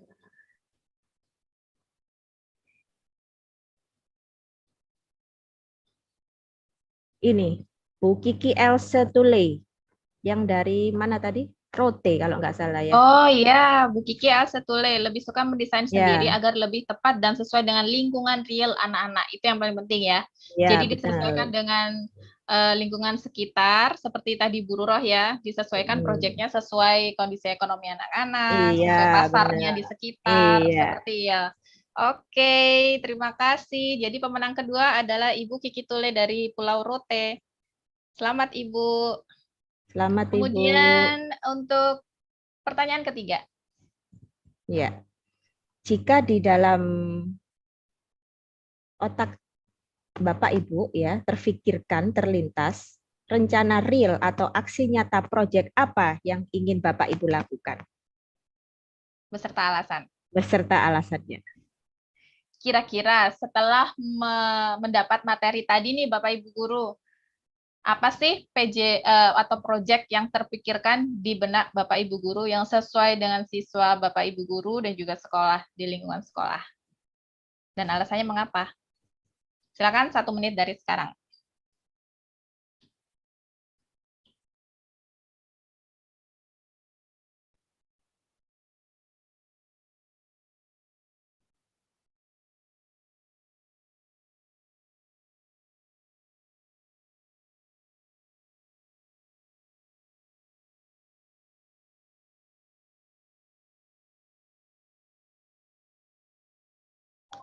Jadi PJBL-nya berupa apa? Seperti kayak tadi kan RPP-nya Bu Rurot seperti membuat tape, kemudian membuat hand Hand sanitizer alami. sanitizer. Jadi produk apa atau proyek apa nih yang kepikiran di benak Bapak Ibu Guru dan alasannya mengapa? Kan ini semua dari seluruh Indonesia ya, jadi kita pengen tahu nih alasannya mengapa. Jadi bisa saling bertukar inspirasi dan nanti dipilih oleh Bu Ruroh yang paling inovatif atau yang paling sesuai lah dengan PJBL. Silakan, masih ada waktu 1 menit, setengah menit, setengah menit.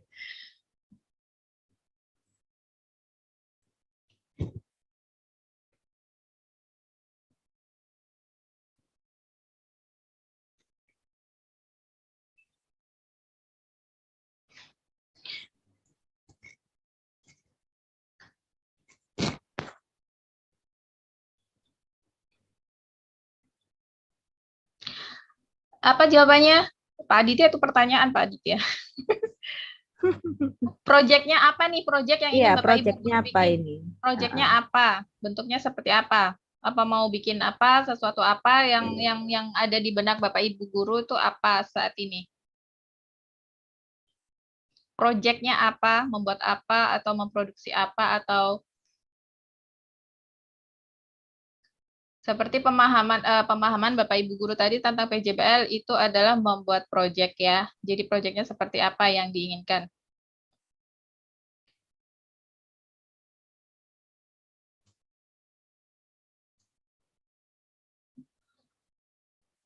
Yuk, masih satu yang menjawab.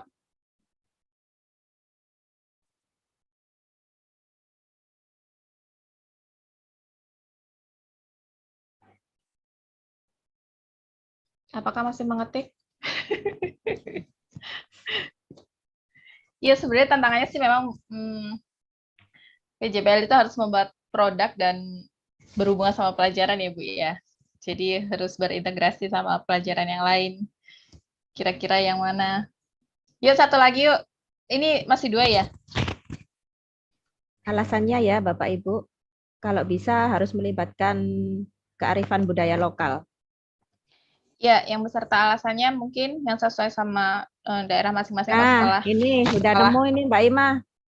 Ada nemu ya? Siapa nih? Iya ini Putri Suciani. Saya senang Oke, sekali. lengkap ini ya. Dia Coba. pembuatan hasil olahan nira, air nira. Oke, stop. Pembuatan hasil olahan dari air nira karena di sekolah kami SMP 2 Kali Gondang banyak orang tua yang berprofesi sebagai petani nira. Nah, ini memanfaatkan lingkungan real ya, kearifan Benar budaya sekali lokal. nih. Ya, Sehingga saya berpikir dari segi lingkungan mendukung PJBL dan bisa diintegrasikan dalam pembelajaran. Yeay, saya baik setuju sekali pemenang. ini. Oke, bagus sekali. Jadi PJBL itu tidak hanya membuat produk saja ya, tapi Iya, harus disesuaikan dengan kearifan budaya lokal ini dan juga lokal. sekitarnya, juga kemampuan Iya, sekolahnya, begitu ya Bu ya. Baik, iya selamat benar. Bu Tri Suciani. Nah, jangan lupa Bapak Ibu Guru Cita, setelah ini ada link evaluasi untuk diisi lagi ya. Setelah presensi tadi, daftar hadir, sekarang ini akan disebar link evaluasi, jangan kemana-mana dulu. Oke, Bu Tri Suciani berarti pemenangnya tadi ada Bapak Ramdhani Anggi, kemudian Ibu Kiki Tule, dan Ibu Tri Suciani. Selamat mendapatkan akun premium Kejar Cita. Mudah-mudahan bermanfaat dan bisa digunakan dalam kegiatan belajar mengajar. Baik, terima kasih Bu Ruro. Tunggu. Kita open cam dulu ya. Kita foto dulu. Saya suka kelupaan kalau Siap-siap. foto. Nah, iya. Sambil mengisi link evaluasi, kita foto dulu ya.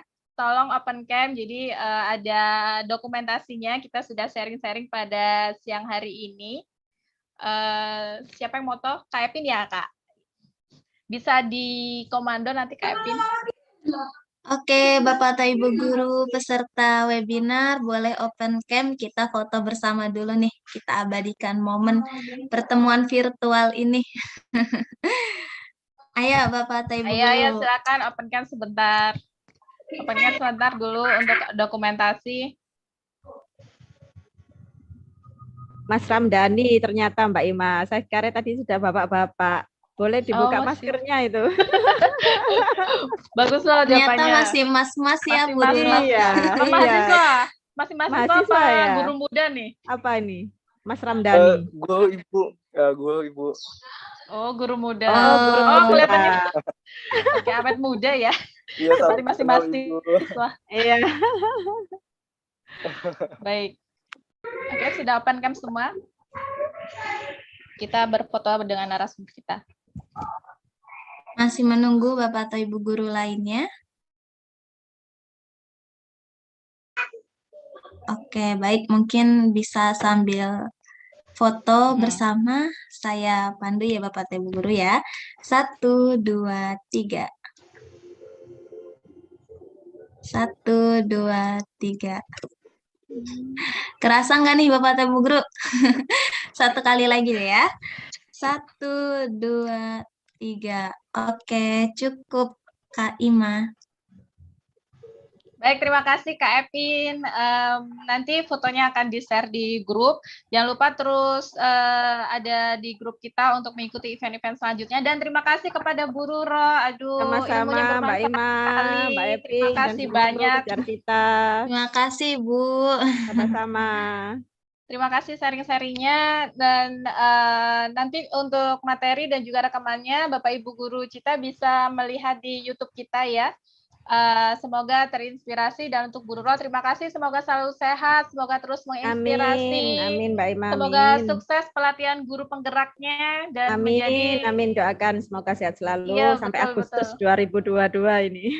Sampai Agustus ya nanti pelatihannya, dan mudah-mudahan jadi guru penggerak yang menggerakkan ya Bu ya. Benar. Baik, terima kasih Bu Ruro. Assalamualaikum. Sama-sama Kak Ima. Waalaikumsalam warahmatullahi wabarakatuh.